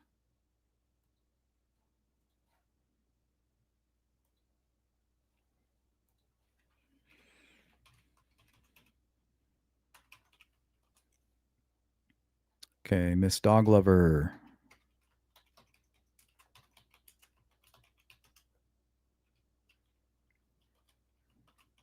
True Crime Housewife. And thank you guys for sitting through the whole live stream. If you could share the live stream on your X feed, on your YouTube channel, on Facebook. And if you are part of the replay crew, help me poke holes in my theory. And please, if you could leave a comment. All right, Laura C. Copper. Stacy Skinner. She Warrior.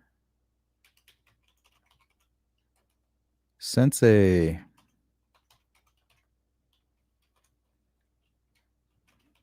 Stop that right now. Stop it right now. Kathy. Clendenning. GP. Nova. Welcome in, Nova.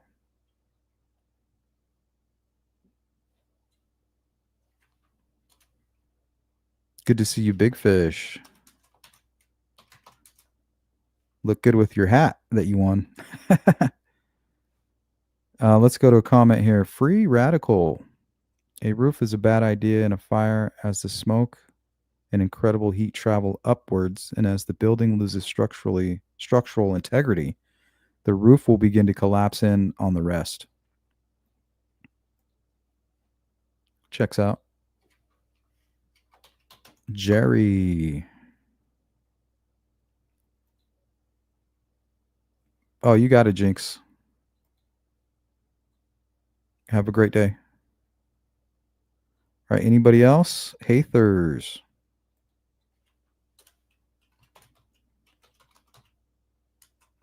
Hathers Mirror.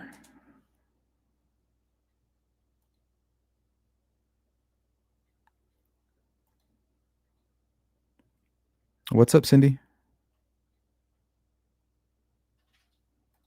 We're just getting started. There is a slumlord axe in Indiana. Why wasn't Ayers charged? Kathy says, good time to fight for the 911 recordings. Our county is pretty broke right now and may not fight again now that it's considered a cold case after 8 years, I believe. Yeah, that's what we're putting pressure on.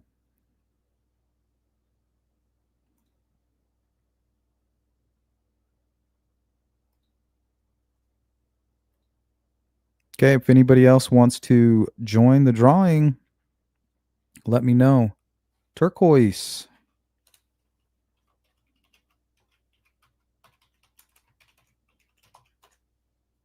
Got you on there. Bogey says, who came up with this theory? This is my theory. So feel free to poke some holes in it if you can, or 100% mine.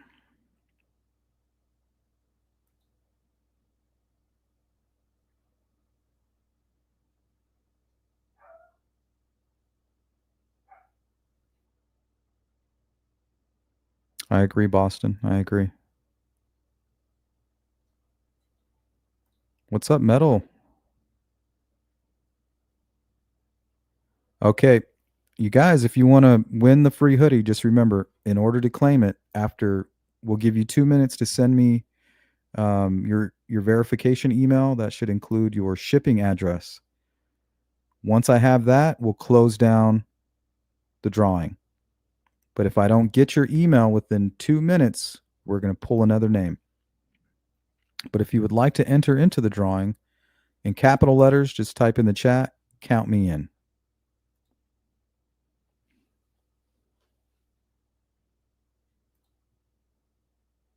Thank you, Jari. And if we land on your name, just shoot me an email, sleuthintuition@gmail.com. Hey, Sensei Wackadoodle, super chat. Sleuth, scroll down for more count me inners. Gotcha. Thank you, Sensei. Red sauce. Oh, shit.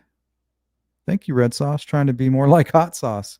Jumping back to the start since I'm coming in late. Thank you. That's extremely generous of you, Red sauce. I appreciate your support.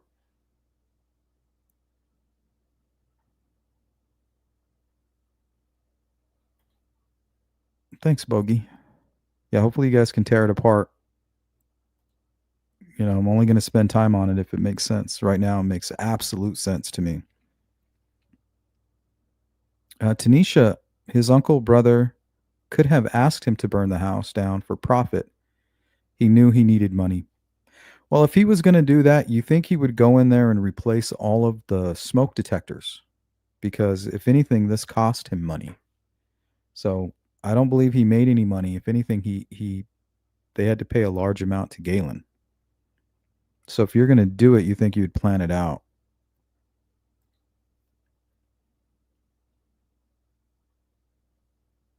So could that have happened? Yes. Is there anything pointing to that? Not that I've seen.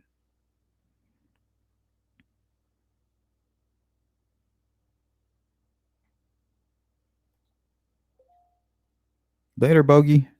Good luck to your Nuggets.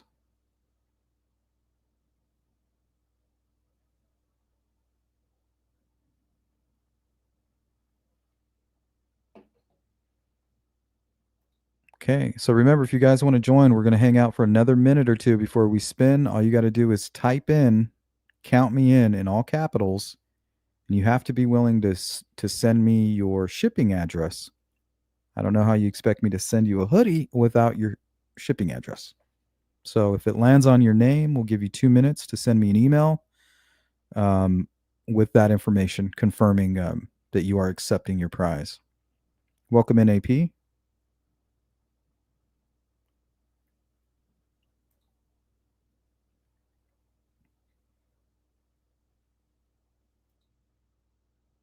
What's up, Jackie? Yeah, maybe to feed the fire. Or maybe to get the girls to come to the window. I mean, I'm just trying to understand. What's up, Sparky? Courtney says, then the question remains, why isn't he being charged? No proof or no investigation? Both.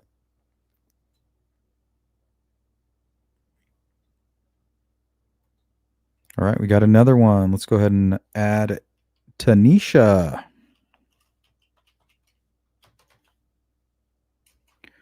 Tanisha Giddens. Well, don't send me your address yet. Send me your address when you win, guys. Oh, we have a super sticker by Laura C. Thank you, guys. Big shout out to Cindy. Welcome, Big Country, to the Sleuth crew. Make sure you guys give them a warm welcome. Sensei, thank you so much. And Red Sauce coming in with a very generous donation. Thank you so much.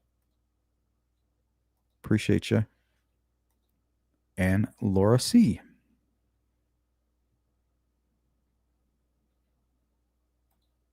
Welcome in, Brad Lucas. I am admittedly not the most well versed on this case, but hasn't the mother, to some extent, not talked to police fully about who was in and out of the home?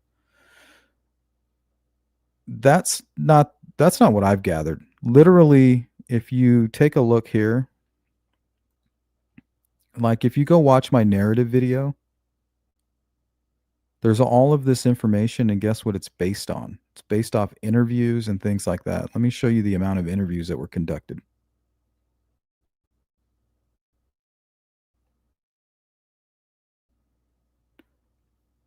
So that's just 100% false. So here, Interview with Galen Rose, December 13th. Deposition of Galen Rose, September 25th.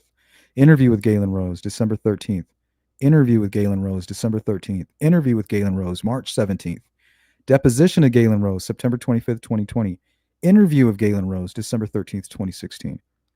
So there you go. That's just not accurate.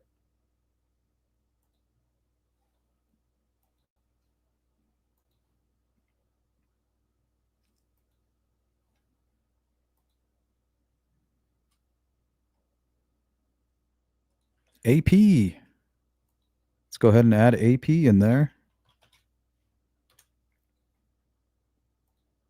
Sparky, joining the fun. Right. So I appreciate you guys hanging out through the entirety of the live stream. Flora needs all the attention that we can put, all the eyes that we can put on this case. So, Cindy. Is that Cindy in there? I got you, AP. Cindy, thank you. Free Radical.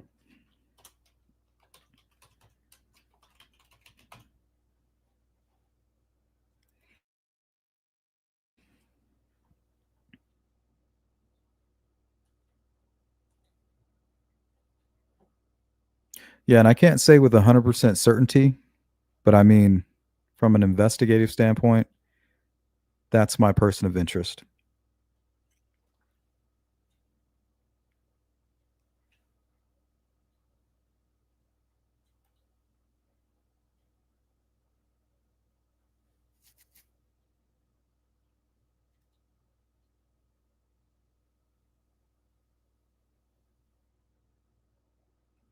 There you go, Free Radical. Yep, not to mention just alcohol alone, could be enough to fuel somebody's rage. Hey, Don Spain, what's up? Better late than never. We're doing a drawing for a free hoodie. It's going to be dark gray, extra large, just like this one.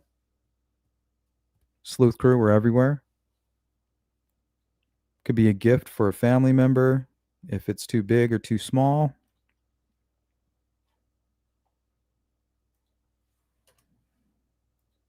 Boston Christian, awesome. Let's get you in there.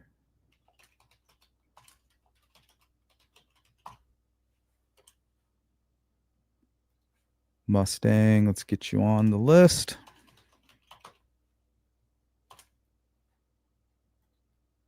Thank you, Sparky. If you guys want to support the channel, there's the Cash App, Venmo. We do Zelle. Consider becoming a member. But the easiest way is just share the videos, like, subscribe, things like that. All right, let's throw Brad Lucas in the mix. Now, remember, in order to claim the prize, we're going to need an email with the best shipping address for you. And I should be sending it out, if not tomorrow, the following day. So you should get it by next weekend. Metal. Good to see you, by the way. Metal Mama.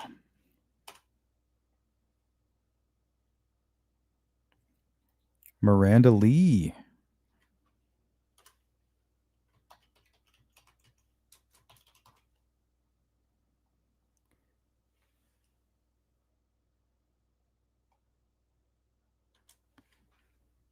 We got rescue. Don't rescue one dog. You need to rescue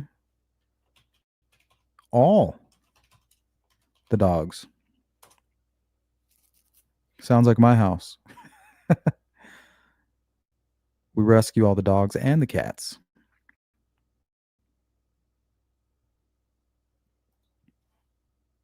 Dark Side. And if there's any duplicates, we'll know here in a minute when I put it in alphabetical order. So we already got you, Miranda.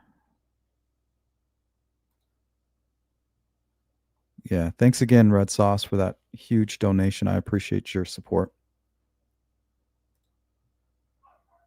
Darden Creek. Let's get you on there. Did I say that right? Dardine.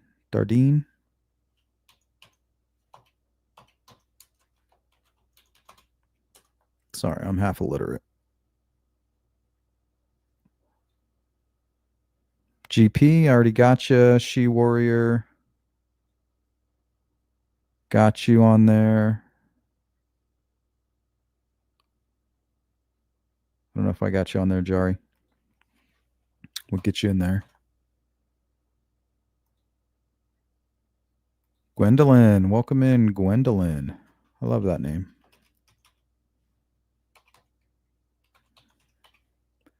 Gwendolyn Johnson.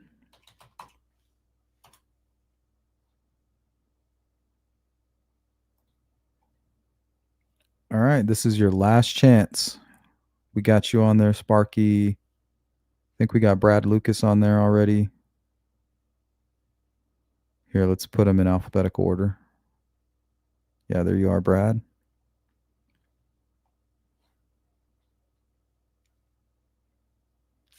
I got you on there, Miranda Lee. You're right there. Got Metal on there.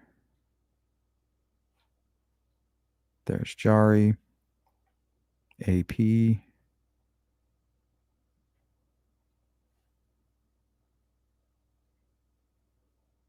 let's get Jackie on there.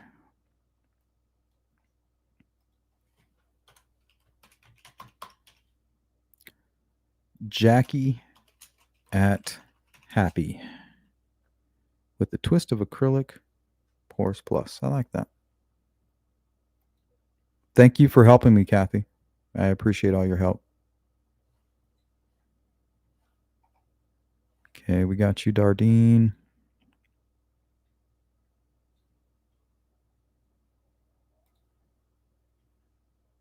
Yeah, you only need to do it once. I already got you up there.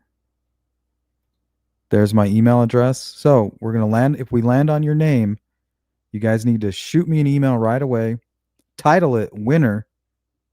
And in the contents of the email, just put your shipping address. So don't send me anything yet. This will be if we land on your name.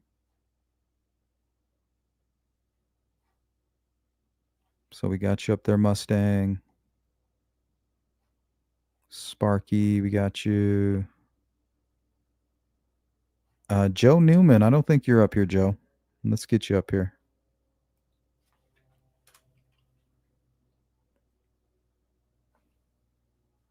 Oh, you're not. Oh, sorry. I was reading Count Me In and I was reading your name. Oh, there it is. Thought I saw it up there. Okay. Joe Newman. Welcome in, Cop's Wife.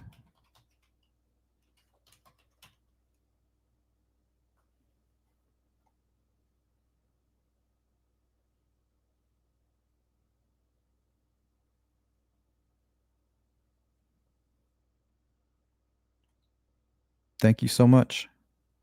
I appreciate that. All right, that's it. Okay, guys. Let's put it, make sure there's no duplicates here.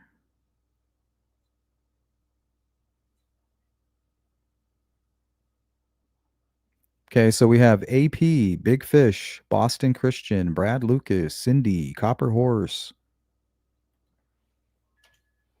Courtney, Darden Creek, Dark Side, Free Radical, Jerry, GP, Gwendolyn Johnson, Hathersmere, Jackie, Jari, Joe Newman, Kathy Clendenning, Cop's Wife, Laura C., Metal Mama, Miranda Lee, Miss Dog Lover, Mustang, Nova, Rescue All of the Dogs, Sensei, She Warrior, Sparky, Stacy Skinner, Stop That Right Now, Tanisha Giddens, True Crime Housewife, Turquoise Kitten.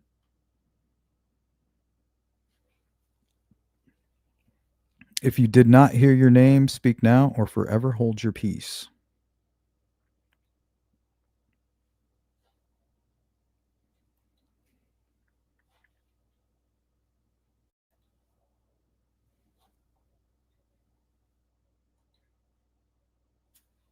Okay, let's give it a quick let's shuffle up these names. Shuffle, shuffle, little shuffle, shuffle. Get them all mixed up in there.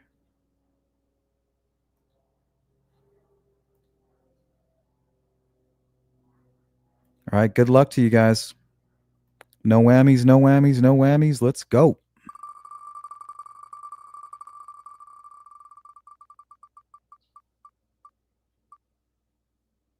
Up, up, up. Rescue all of the dogs. All right, rescue. Let me get that email as soon as possible. We'll wait 2 minutes. We will wait 2 minutes for the email.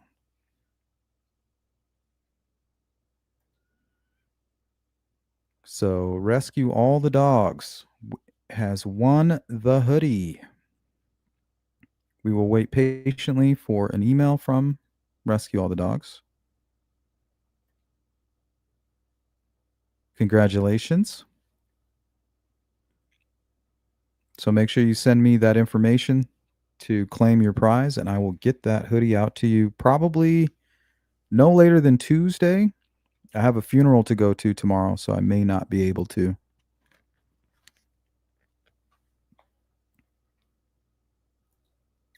Congrats, congrats. Miranda says congrats. Jackie says congrats. There's the email, sleuthintuition@gmail.com. And if you guys want to purchase the hoodie, it's free shipping.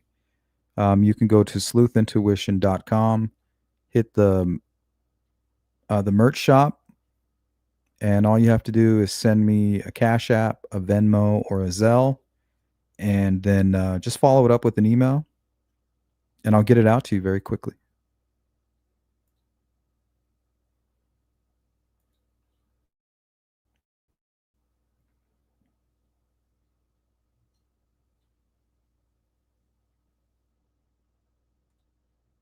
Sparky says congrats.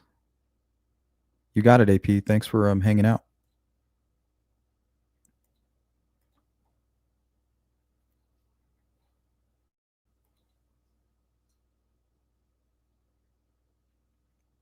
Okay, so I had a couple of you send me emails before you were supposed to. So, oh yeah, that was much earlier.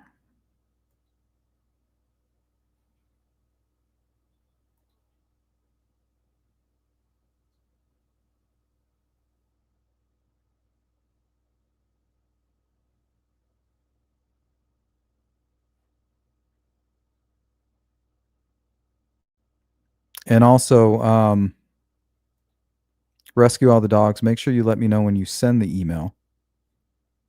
So send me the email with the shipping address, and then leave me a comment letting me know that you sent it.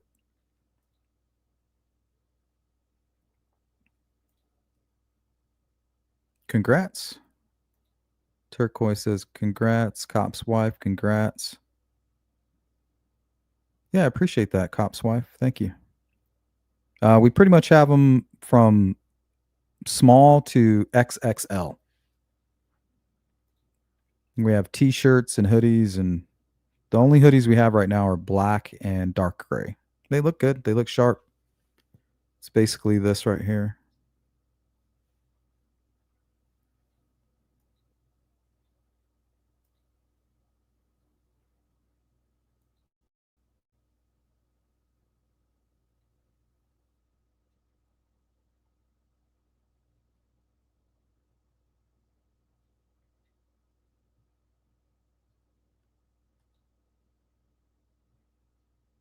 Okay, just let me know when you get it out. I just want to make sure that I have everything I need before we close down the drawing.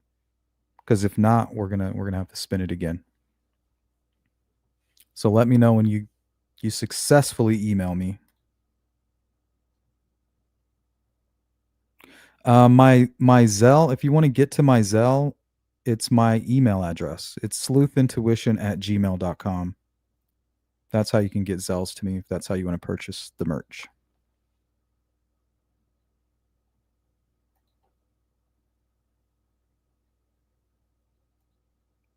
Cop's wife says, do they run true to size? I don't know. This one is an extra large.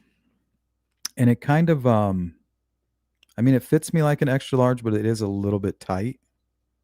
It's definitely an extra large. It's not like it's not super small, but I would say yeah, true to size, maybe a little bit slimmer than I would expect from another hoodie, but yeah, I would have to say overall yes, true to size.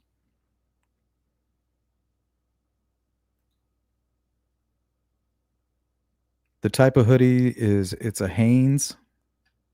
It's very comfortable.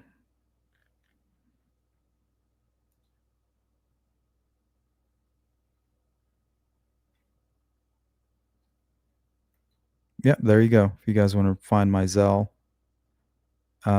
Same with the Venmo, Sleuth Intuition, and Cash App is $ Sleuth Intuition.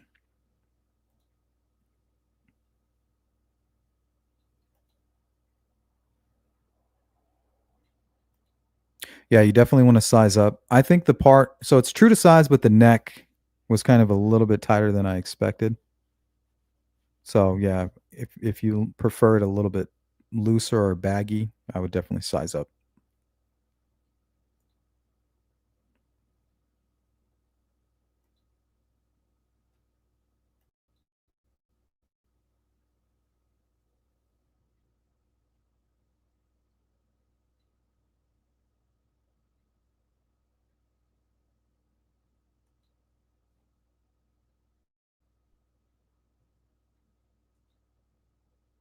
Okay, rescue all the dogs. Still waiting on the email. Let me check my spam. Nope, nothing there.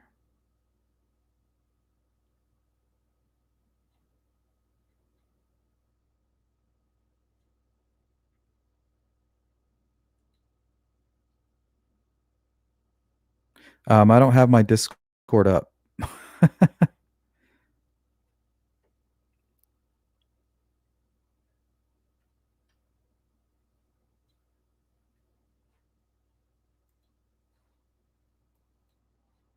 Here, let me pull up my Discord. Sometimes it causes my StreamYard to crash. So, but we're already at the end of the stream. I'll double check. No, I'm going to go into the Discord. So as long as I have your address, we're good.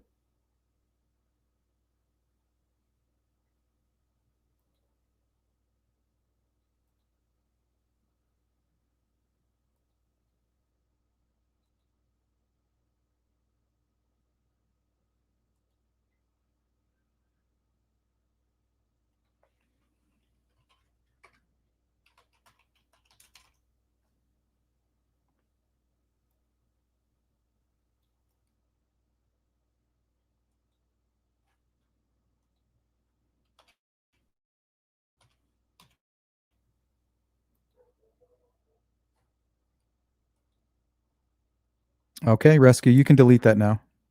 You can delete that off the Discord. I went ahead and copied it over. Here, I'll delete it for you. Okay, perfect. Got you, Rescue. All right, guys, the drawing has been officially closed, and the prize claimed. Congratulations to Rescue. I have your address. Give me a couple days to get it out to you. You should have it probably by next Monday. I appreciate all of you for hanging out, all of you who donated. And if you could share the video, share the information about the girls who passed away here. And we're going to continue covering the case.